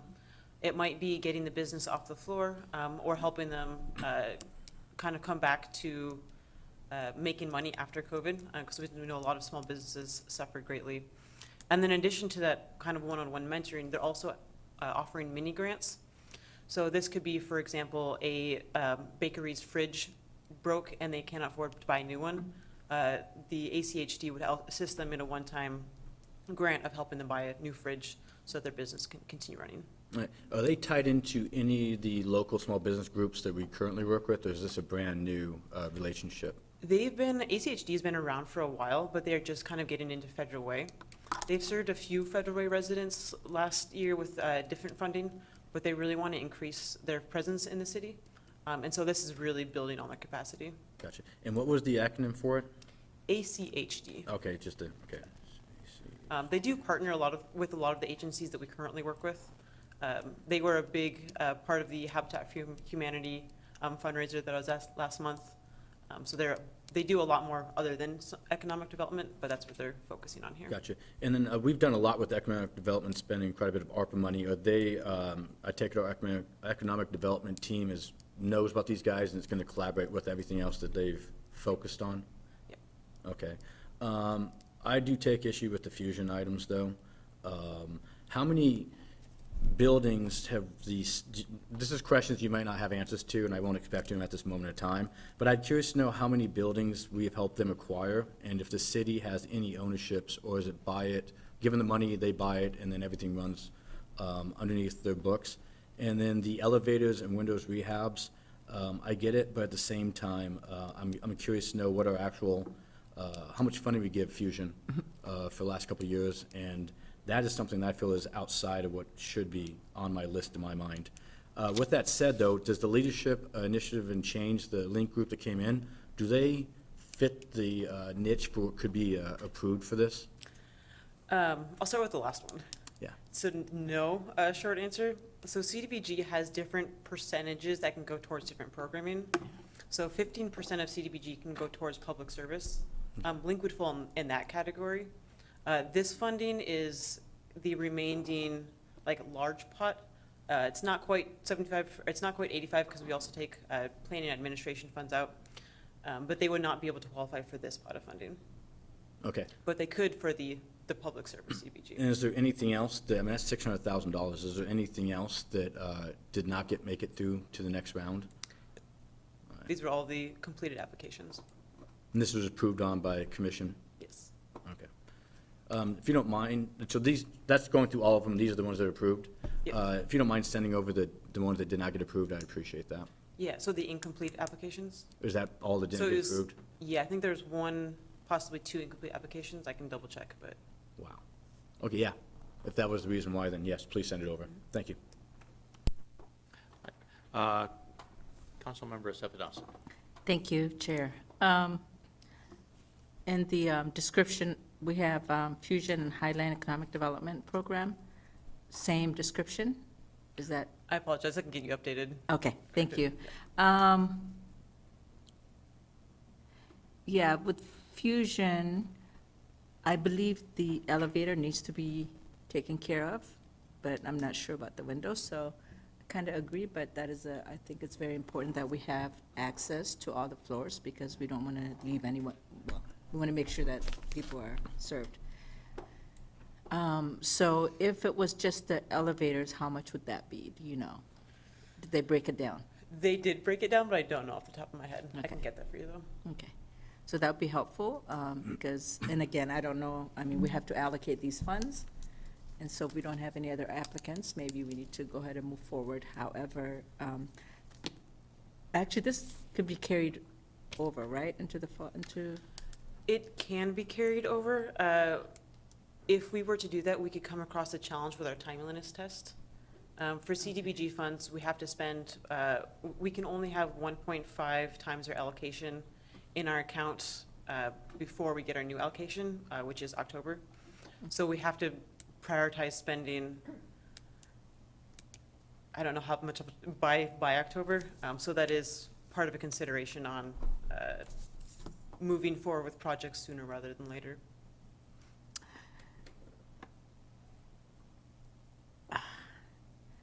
I have a great idea, but they didn't apply, so. Encourage them next time. Would love to see more applications. I'm really curious about Habitat's homeownership program, is what I was thinking. So that would fall in here somewhere, but I don't see that application. So if we were to reallocate something, I believe that would be a good place, because that's something that we want people to have, that economic stability. And Yeah, so I can start having a conversation with them too, see what, if they have interest. that'd be great. Thank you. Is the Highline Economic Development Program, is that the Smart Zone program? Yep. Okay, all right. And Paul, looks like you have another question. Yeah, follow-up. The comment on the elevator, it's not a city-owned building in my mind, so responsibilities are technically the business owners. I mean, we do have, apparently the money that does have to be spent, it's a difference kind of on that one, but realistically, I don't look as the city as the responsibility to fixing other people's properties. I mean, I understand we have the money for it, but that's secondary in my mind. The first one is you bought the property with the city's money, you should be able to take care of the city's property then, or the property. It's a personal opinion. Right, Councilmember Honda? Thank you. For the Habitat for Humanity Housing Repair Program and the minor housing repair program, did they apply for more money, or was this what they applied for? This was all they applied for, Interesting. for this specific funding. We have a current contract with them for each of these programs, and they do not anticipate needing more funds before this contract would come. So the timing of this contract is kind of funny because of the timeliness test. Normally, these contracts would start at the beginning of 2025, but we are trying to get them started quicker than that, so they can start spending before that. But we anticipating being able to have another contract or another application process next spring where they could apply for additional. So the minor housing repair program, that is what we used to run, is that correct? We kind of combined them into one program. We didn't have the separation. And the reason behind the separation is that for minor housing repair, it's for seniors, and they're able to, they're in a different section under CDBG, so the environmental reviews do not take as long. And that's one of the big things, is they can get moving on those projects a lot quicker than the housing repair program projects. You know, it just seems to me that there's much greater need out there than what this looks like.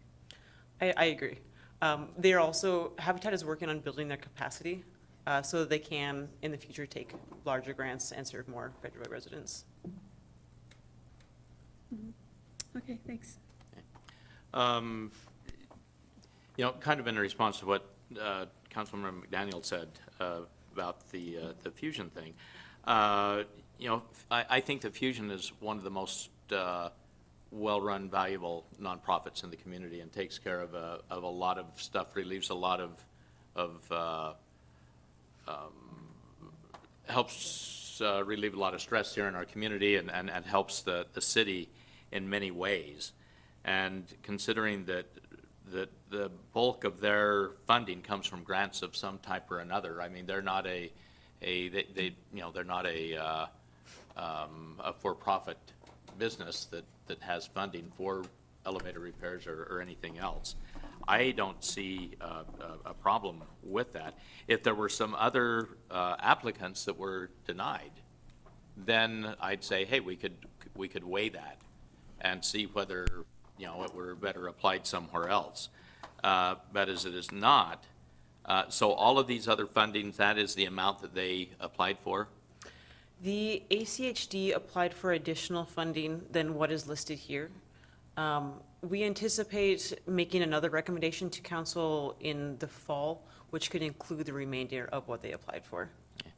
And with that, this is the first time that we've funded them, right? Okay. Yes. And So so, the thought is that we could see how it goes with this. yeah, that's kind of my thoughts also, is that, hey, that's a pretty generous funding right there, and see how it works out since their first time, the first time. And so, you know, I think that 300,000 for the Fusion elevator and window rehabilitation, perhaps it could have been better somewhere else, but since there's no others things, and Fusion is a valuable partner in the community, you know, I think we should go ahead with it. So, Councilmember Sefadowson. Yeah, so with that, with the 300,000, so we don't have a breakdown as to what they're going to do, correct? I forgot. Not on me. No, but it exists. Yes. So do you know if they're going to do all the windows or a portion of? From my understanding, it's all the windows. All the windows, okay. But with the acquisition, with 300,000, if they don't have something in the pipeline, does it have to be a brand-new acquisition, or is it something that's already in the works? Because I know they've done a few acquisitions or rehab. Yeah, it would have to be brand new. We are not allowed to, they cannot make a choice limited action until we have the funds and we have obligated them to them. So what happens if they don't use all 300,000? Then we would not give them all 300. We could only reimburse what they spend. Okay. So if they found a condo for 200, we would reimburse them for that. They do not anticipate that being the case. And we'll recapture whatever is not spent here to reallocate somewhere else Yes. in the fall? Yes. Okay.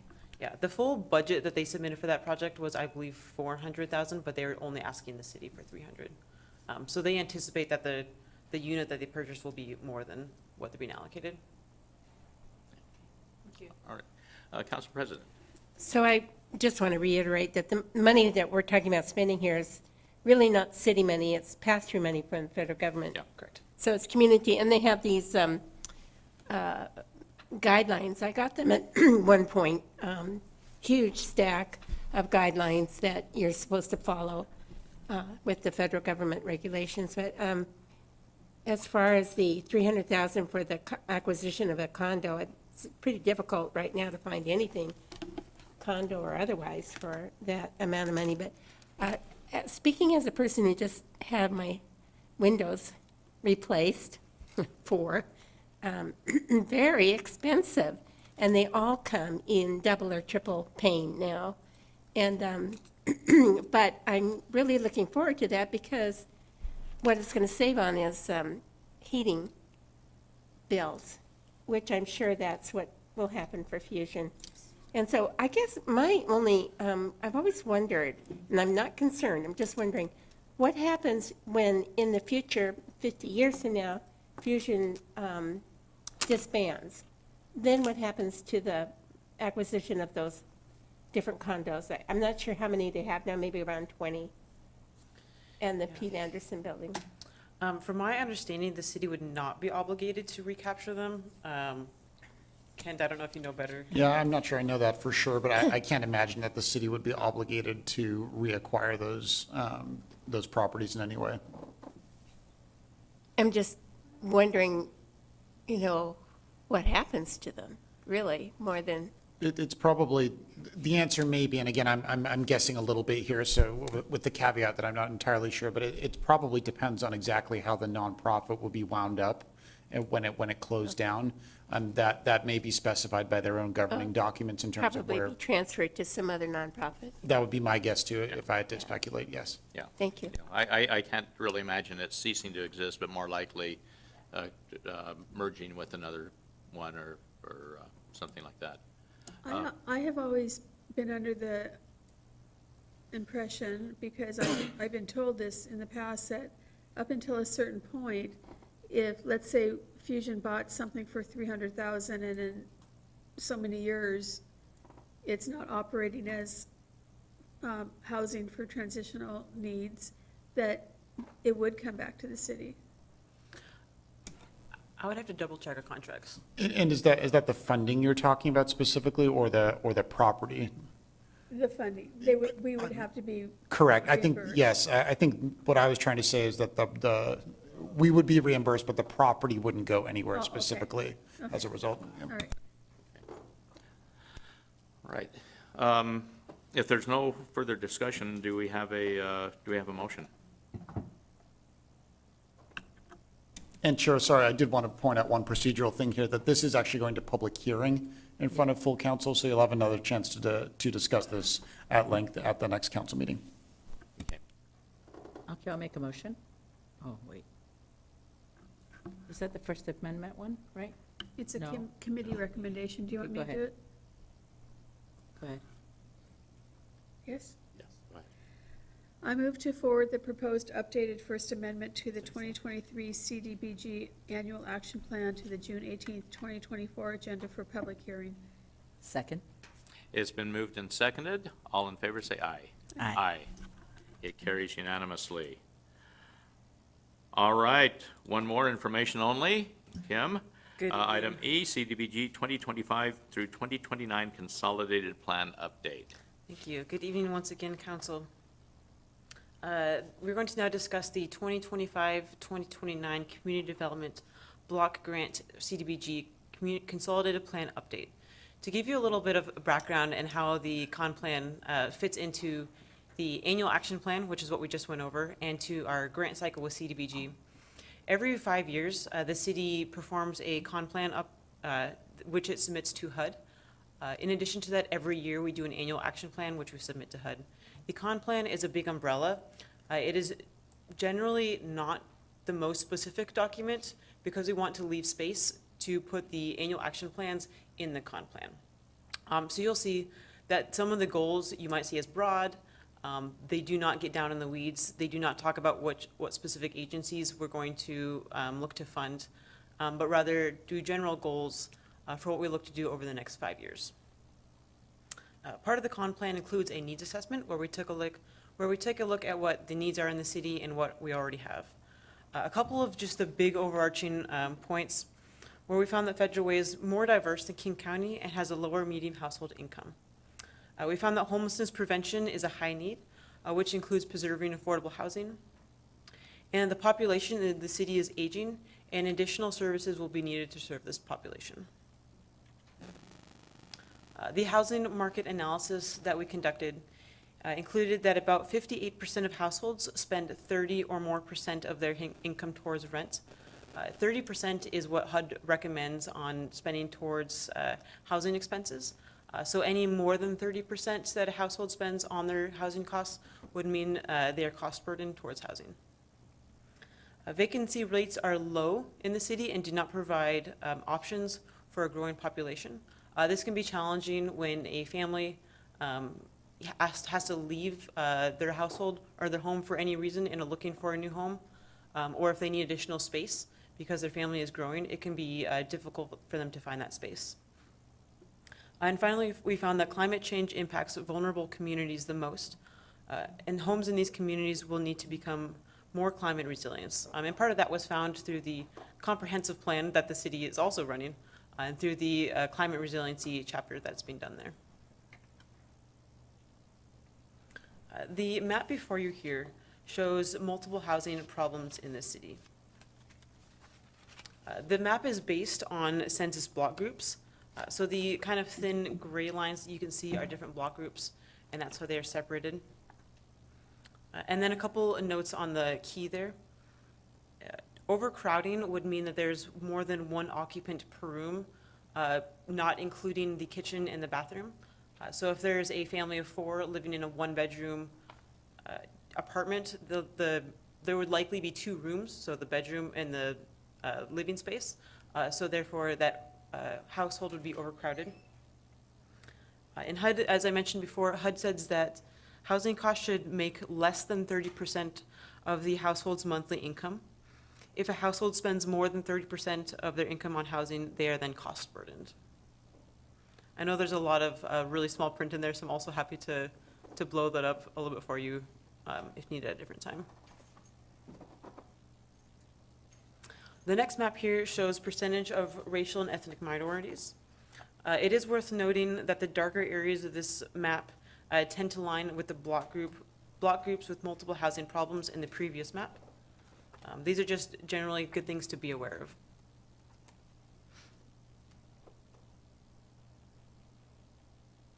And this last map here shows racially or ethnically concentrated area of poverty.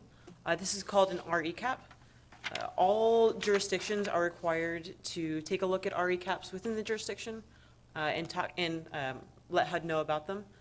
These RECAPs were determined by King County. We don't have the ability and the bandwidth and capacity to find the RECAPs in my team. As you can see, the bottom there is the calculation of how they're found. And so King County has the expertise to do that, so they do the math and let us know where those would be. The RECAPs are not a bad thing to have. They're just a thing that you want to be aware of.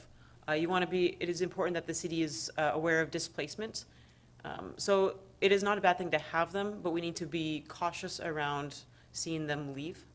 So if the RECAP were no longer to be there in a year, that could mean that that community was displaced, so you want to just be aware of that. And so a little more explanation on what an RECAP actually is. The racial ethnic concentration threshold is pretty straightforward. I say that because it's not. It's kind of a fun, easy math equation to find. But RECAPs must have a non-white population of 50% or more. Regarding the poverty threshold, it is defined.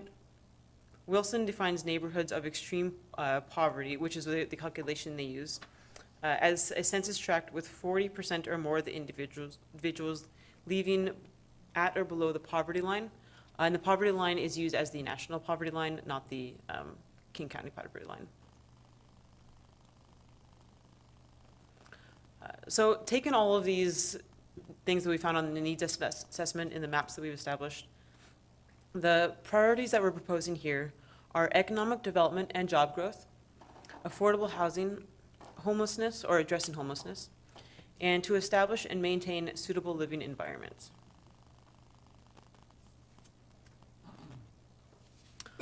I know there's a lot of details in that presentation, but are there any questions or any maps that you would like me to go back to? Right. Councilmember Sefa Dawson. So if you go back to the last map with that one, is it ethically or ethnically? Racially or? I never would have caught that. Great catch there. Never would have caught it. Ethnically. Thank you. Who knows nowadays? So with that, actually, I think I was listening to a podcast or something where they're saying now 45% of renters are rent burdened because they're paying over 50% of their income. And I wonder what it is for Federal Way, because collectively 45% is a very high number, and I don't know if it was really talking about Federal Way, but if that's the case, then all these issues that we have with rent and stabilization or rent burden is very critical and something for council to consider at some point, because it's just, I was really shocked at that number. And hopefully I heard it wrong, but that's actually what was presented. So just wanted to say that. If that's not a typo, if only that small census area in Federal Way is ethical, we have more problems than I thought. Well, it's both poor and ethical. Right. Yeah, it's the combination of, That's really bad. the combination of folks who are below the poverty line and majority non-white. Okay, all right. So, Thank you. Councilmember McDaniel. Two questions. This map, do Slavics classify as, in this diagram, or are they considered to be white? So it's according to census groups, so my guess would be yes. It depends on which box they would check on the census. So if they would check the white box, then yes. If they would check a different box, then no. Okay, and could you move back to the one before the purple? It's the one that had the lines and the dots. One more, please. Yeah. The really pretty one? Yes, that was quite an interesting layout. What is the, so when they say complete plumbing facilities or complete kitchen facility, what does that mean? It's a census term, which is kind of, again, up to whoever is filling out the survey to determine what that could mean for them. But if they don't have access, or if they don't have a running kitchen, that would be part of it. Or if they don't have a toilet in the house, that would be included there. Okay. On that same map, go once again, greater than 50% of households with more than one occupant per room. And what's considered a room? Anything that is not a kitchen or bathroom. So a living room would be a room, a bedroom, an office. Okay. So basically, in my house, with my kids growing up with 5 kids, we definitely would have fallen into that category, but I don't think that we were terribly How many oppressed or bedrooms did you whatever. I mean, we had 3 bedrooms and 5 kids, so there's 7 of us. Yeah. And so anyway, yeah, it seems like that's kind of. Yeah, and it's just an interesting classification that the census uses to determine housing problems. It does not necessarily mean that a household is poor or is experiencing a hardship, but it could be an indicator. Okay. All right. Yeah. And I just want one last question. So everything we're looking at is pretty much federal, either data or federal base for the criteria for the mappings that we're looking at? Yeah, so we use ACS 2022 5-year estimates for these, which is a part of the census. Okay. But then we break it down into Federal Way specific. All right, thank you. All right. And Councilmember Honda, another question? Yes, thank you. So housing units lacking complete kitchen facilities or plumbing facilities, how could we even, as a city, allow those to be rented out? I mean, this is really concerning to me. Yeah, so a lot of those, my assumption would be that they're stick-built homes, not necessarily rental units. Because a rental unit would have to be up to code to be rented out to it, but if a homeowner purchased a home and then 10 years later their septic system failed and they were not able to afford to fix it, that could be the situation that they're in. And also, it's entirely possible that the city's just not aware specifically of which homes these are, right? That would require a complaint probably from somebody who lives in that type of a rented unit. It would have to come to us through a code enforcement or some other complaint for us to even know that this was going on. So I guess, and remember, this is self-reported data through the census, which is not coming straight to the city and associated with certain residential addresses. So it's unfortunate, but I think that's part of the answer is we don't know about it in a lot of those situations. And to anticipate another question, is that those are things that housing repair programs can and do address. We do get a number of septic system repairs that come through for that. So, Yeah, looking at that one with the purple crossbars of housing units lacking complete plumbing facilities, looking at that's where City Hall is, and basically everything there is either apartments or commercial, and so I think Wait, there's where's some City I Hall? think there's some problems with the census myself. Where's City Hall? Which one is City Hall? With this one, So I have City a- Hall would be right I about have there. another question, Kim. How? Go ahead. We've always used this 30%, you shouldn't be paying more than 30% for rent. But, with today's costs so high with food and everything else, is that even, 30%, is that even realistic? I would think more like maybe 25%. I think that would be ideal. That would be Yeah. great for most families. Yeah, But yeah, With- it just seems that everything has risen so high so quickly. Yeah. And it just kind of is interesting that we're still using that. Yeah. Housing, increased cost of housing has outpaced other costs, so I'd say that realistically, I'd say that the majority of families, at least 40% of their income is housing. Yeah, and remember, these are also national statistics, right? This is a 30% that's been set by HUD nationally, and so the expensive nature of housing is very different regionally throughout the country. So obviously, housing is hugely expensive in our area, but it might not be the same in, say, Alabama or places where housing is significantly less expensive relative to goods and other stuff that people buy. So it's very much a paint with a broad brush over the country statistic that perhaps isn't as insightful to our own unique specific circumstances. That is true. You are very expensive. All right. If there's no other questions, Kim, thank you. You had, three different presentations? Yeah. Thank you very much. Great job. And I'd imagine that your responsibilities at the moment are greatly expanded, A little bit. and Yeah. you're probably anxious to go home, so go home. Yeah. Thank you very much, Council. All right. Have a good evening. All right. All right, next. What's that? All right, item F, report on the PAC operations to our new PAC manager. Yes, thank you so much. Give me one moment to get this pulled up.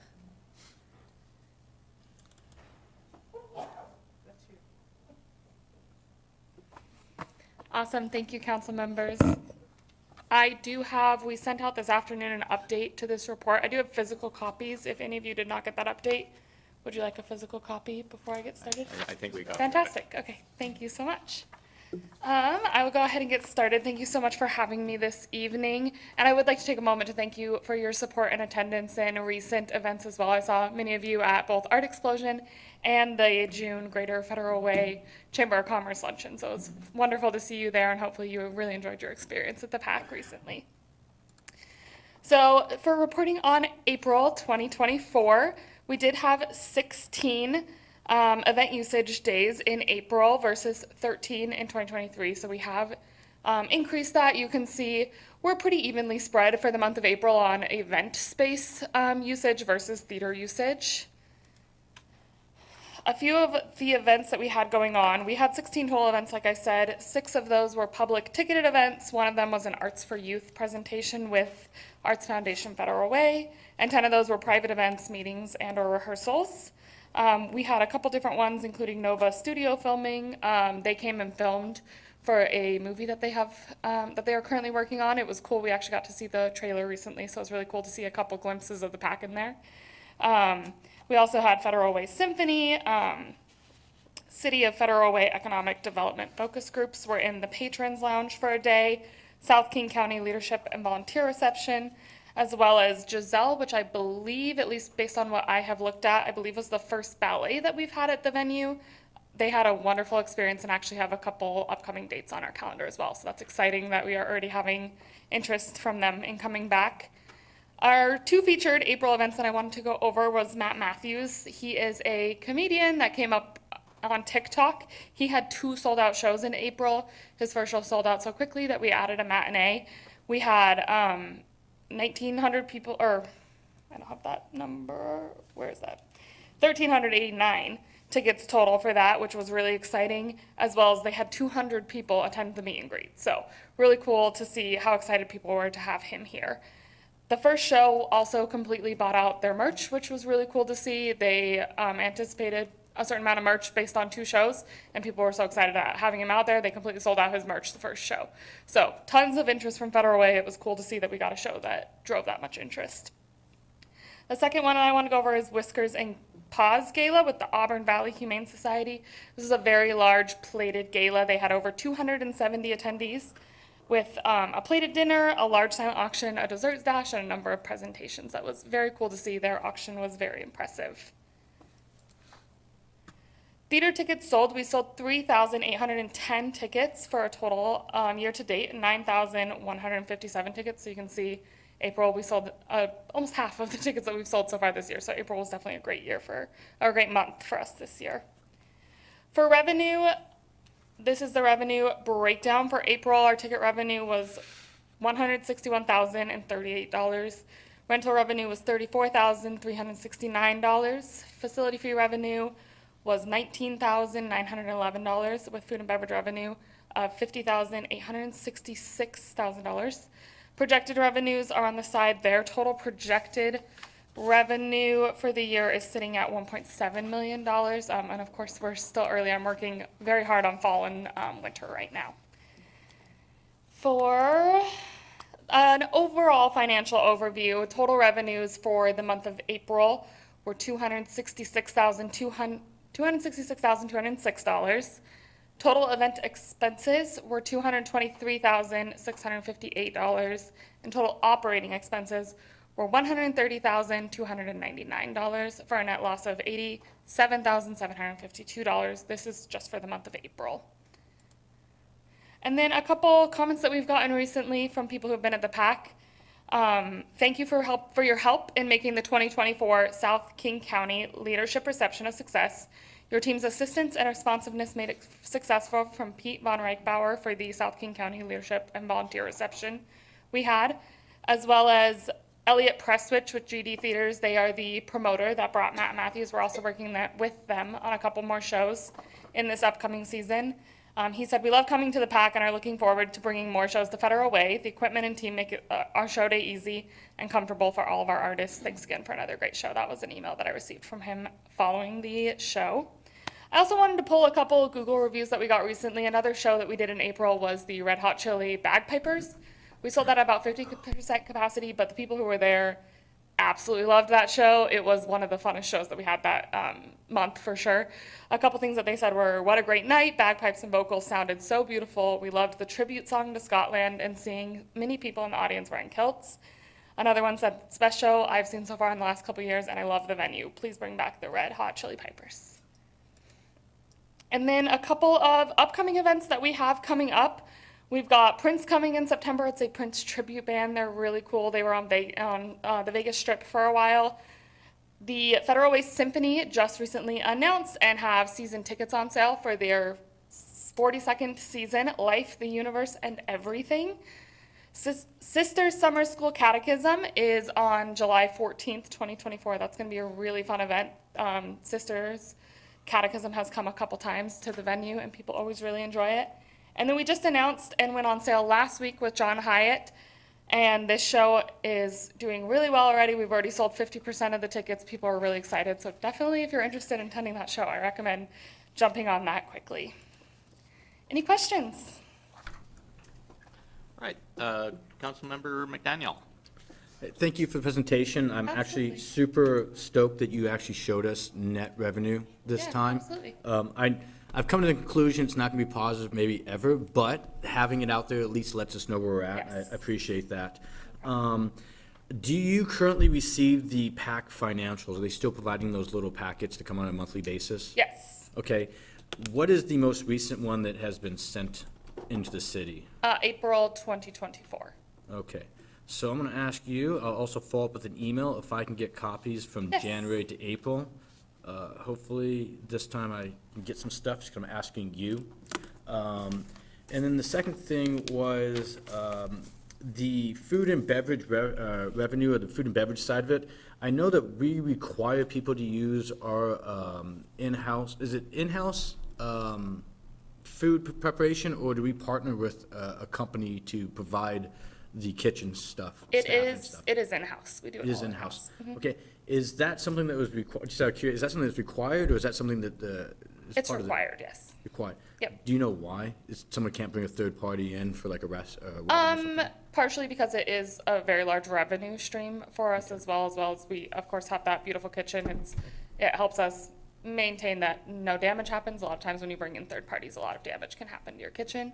As well, it's a large revenue stream, and we do staff full-time food and beverage members. So in order to be able to staff those members, we do require it in-house. Okay, and then I would love to see the expense for that side, because I did see the biggest cost is operating cost, which is normal, but I'd like to know what percentage of that operating cost is actually the food and beverage side of the operation. Yes, so the food and beverage expenses are allocated towards the event, so that, those expenses are actually allocated in those event expenses that I have in here. But that is all broken out in our financials that you will see. Awesome. That's all I have for right now. Thank you. Of course. All right, thank you very much for your report, and thank you for your, for being here, and once again, even though it's been a few months, welcome to Federal Way once again. Absolutely. So- Thank you all so much. Have a lovely All evening. right, thank you. And lastly, item H, report on the Duma Space Center.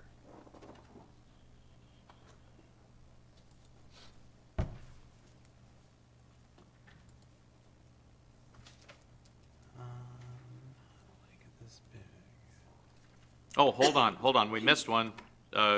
Item G, Global Spectrum LP 2023 incentive fee, and I don't That's see actually been Autumn. pulled to the next, Oh. it'll be on the next one, Oh, on your next okay, meeting. all right, I didn't see Autumn here, so, yeah, so, okay. All right, so I was right then, item H. I thought I made an error for a minute. I mean, just, yeah, be quite unusual for me to make an error, so. Okay. I think I remember how to do this. Good evening, everyone. Nice to see you again. Thanks for having me here. My name is David Clements. I'm the manager at the Duma Space Center, and this is my second update for you all. So hoping to end the night on a great note, and that was a really hard act to follow. You did awesome. So I am going to give you kind of our year-to-date and then a snapshot of our next upcoming quarter until I would see you again. And the way I'm doing my slides tonight is hopefully to complement the information I gave you in your packet, which is a little different than what I did last time. And I really realized that was kind of an error to have you look at something that you couldn't really relate to what you're seeing on screen.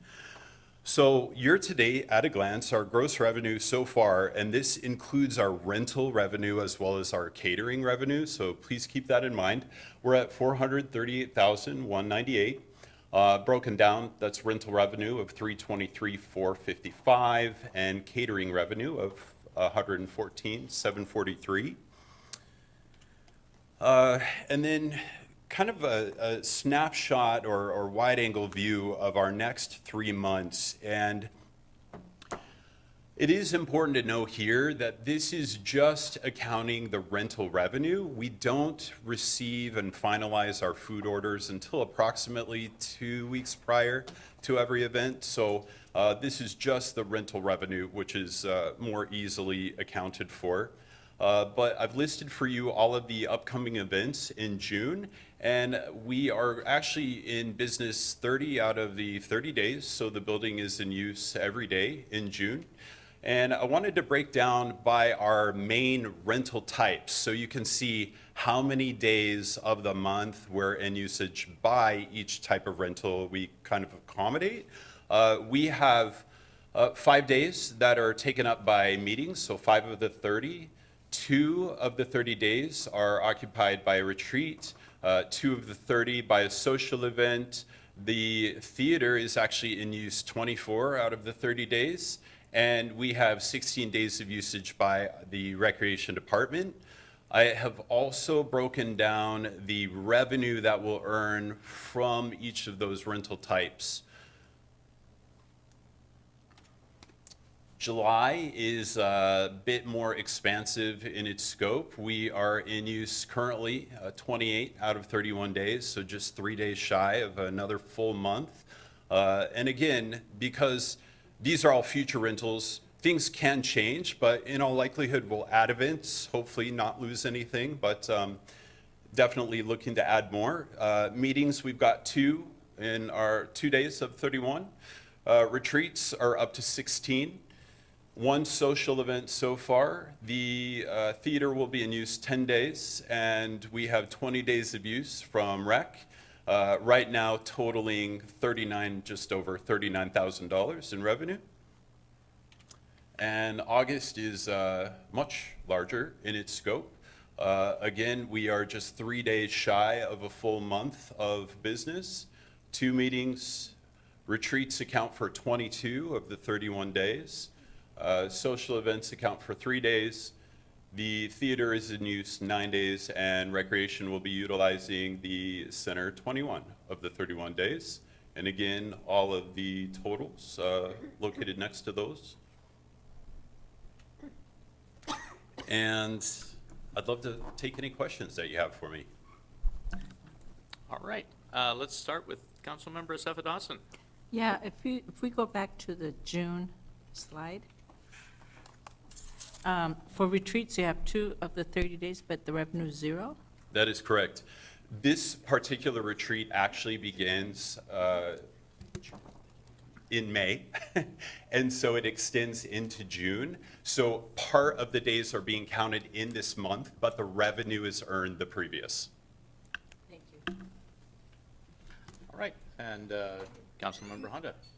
Can you define what recreation is? Sure, that would be any recreation program that takes place at Dumas Bay. In the summer, we host a lot of camp programs. So we have dance camp, theater camp, there's STEM camps, as well as bricks, like Lego bricks camps. We also host a lot of theater usage, friendship theater, youth theater, and teen theater camps. Okay. And I like to see the usage of the building. That's one of the reasons I asked for this, but I'd also like to see the expenses like we see for the PAC. Sure, So we I'd can be get happy a to more provide that complete- in my next update. Yeah. And I can give you some information now if you'd like anything. Sure, if you have. So I know that your staff is a lot smaller than the staff at the PAC, I would imagine, but, so when people use a theater, they need to use our staff, right, to run the, Not correct currently. Center Stage, with our agreement, they are responsible for staffing all theater events. oh, okay. So the cost would, any payments for that would go to Center Stage? That is correct. And then, We would incur the cost, but it would basically pass through Dumas Bay to Center Stage Theater. and so do we get any percentage of that? Because it's our equipment. We do not, but we are currently in the process of renewing our contract with Center Stage, and we will be taking over the staffing of the theater other than their specific events. So yes, we will start earning more revenue from that. So when we have overnight stays, I'd be interested in finding out how many overnight stays we have. Tell me more about what you mean by that. Are you wanting like a number of people or a number of how many there are total? How many rooms are rented out overnight? So Men Who Knit, I think that's in August. Yes, That's a multi-day event. I imagine they're staying there. they are. So I would be interested in that kind of information. Is what we're looking at here, Councilmember Honda, so I've listed the retreats here. This is how many days out of the month we're in usage for retreats. So for instance, 16 days in July are utilized specifically by retreats. But do you Are want those that overnight? more? Are those Correct. overnight? So a retreat would refer to any overnight usage of the center. Oh, okay. So how many rooms do we have at Dumas Bay that are rentable? Great question. There are 69 total. One of those 69 is a full suite. 68 are our normal overnight rooms, and that's what typically are being rented. So is it safe to say that we're renting half of those rooms out? Or, It's safe to say that very often this year, all of those rooms have been rented out. that's good to know. So that's kind of what I'm looking for too. That Okay. kind of information. Great. I'd be happy to provide a more in-depth look at that on my next presentation. Okay, thank you. You're welcome. I appreciate it, and thank you for being here. Thank you. All right, Councilmember Stephen Dawson. False alarm. Okay. All right. David, thank you very much. Great presentation, and thank you for all you do. Thank you very much. You all have a right. wonderful evening. All right. Thank you. Thanks for sticking it out. One. Let's see. This doesn't have a letter, Washington Department of Enterprise Services Energy Program Interagency Agreement. That doesn't have a letter by it. It's on this sheet here. I'm not quite sure what version of the agenda you're looking at, but I don't see that on the version I'm looking at least. Okay, let's, yeah, it's on the revised one. Okay. All right, so I think that is, I think that's it then. Our next meeting will be July 9th, 2024, 5 p.m., same bat time, same bat place. So with that, if there's no other business, we are adjourned.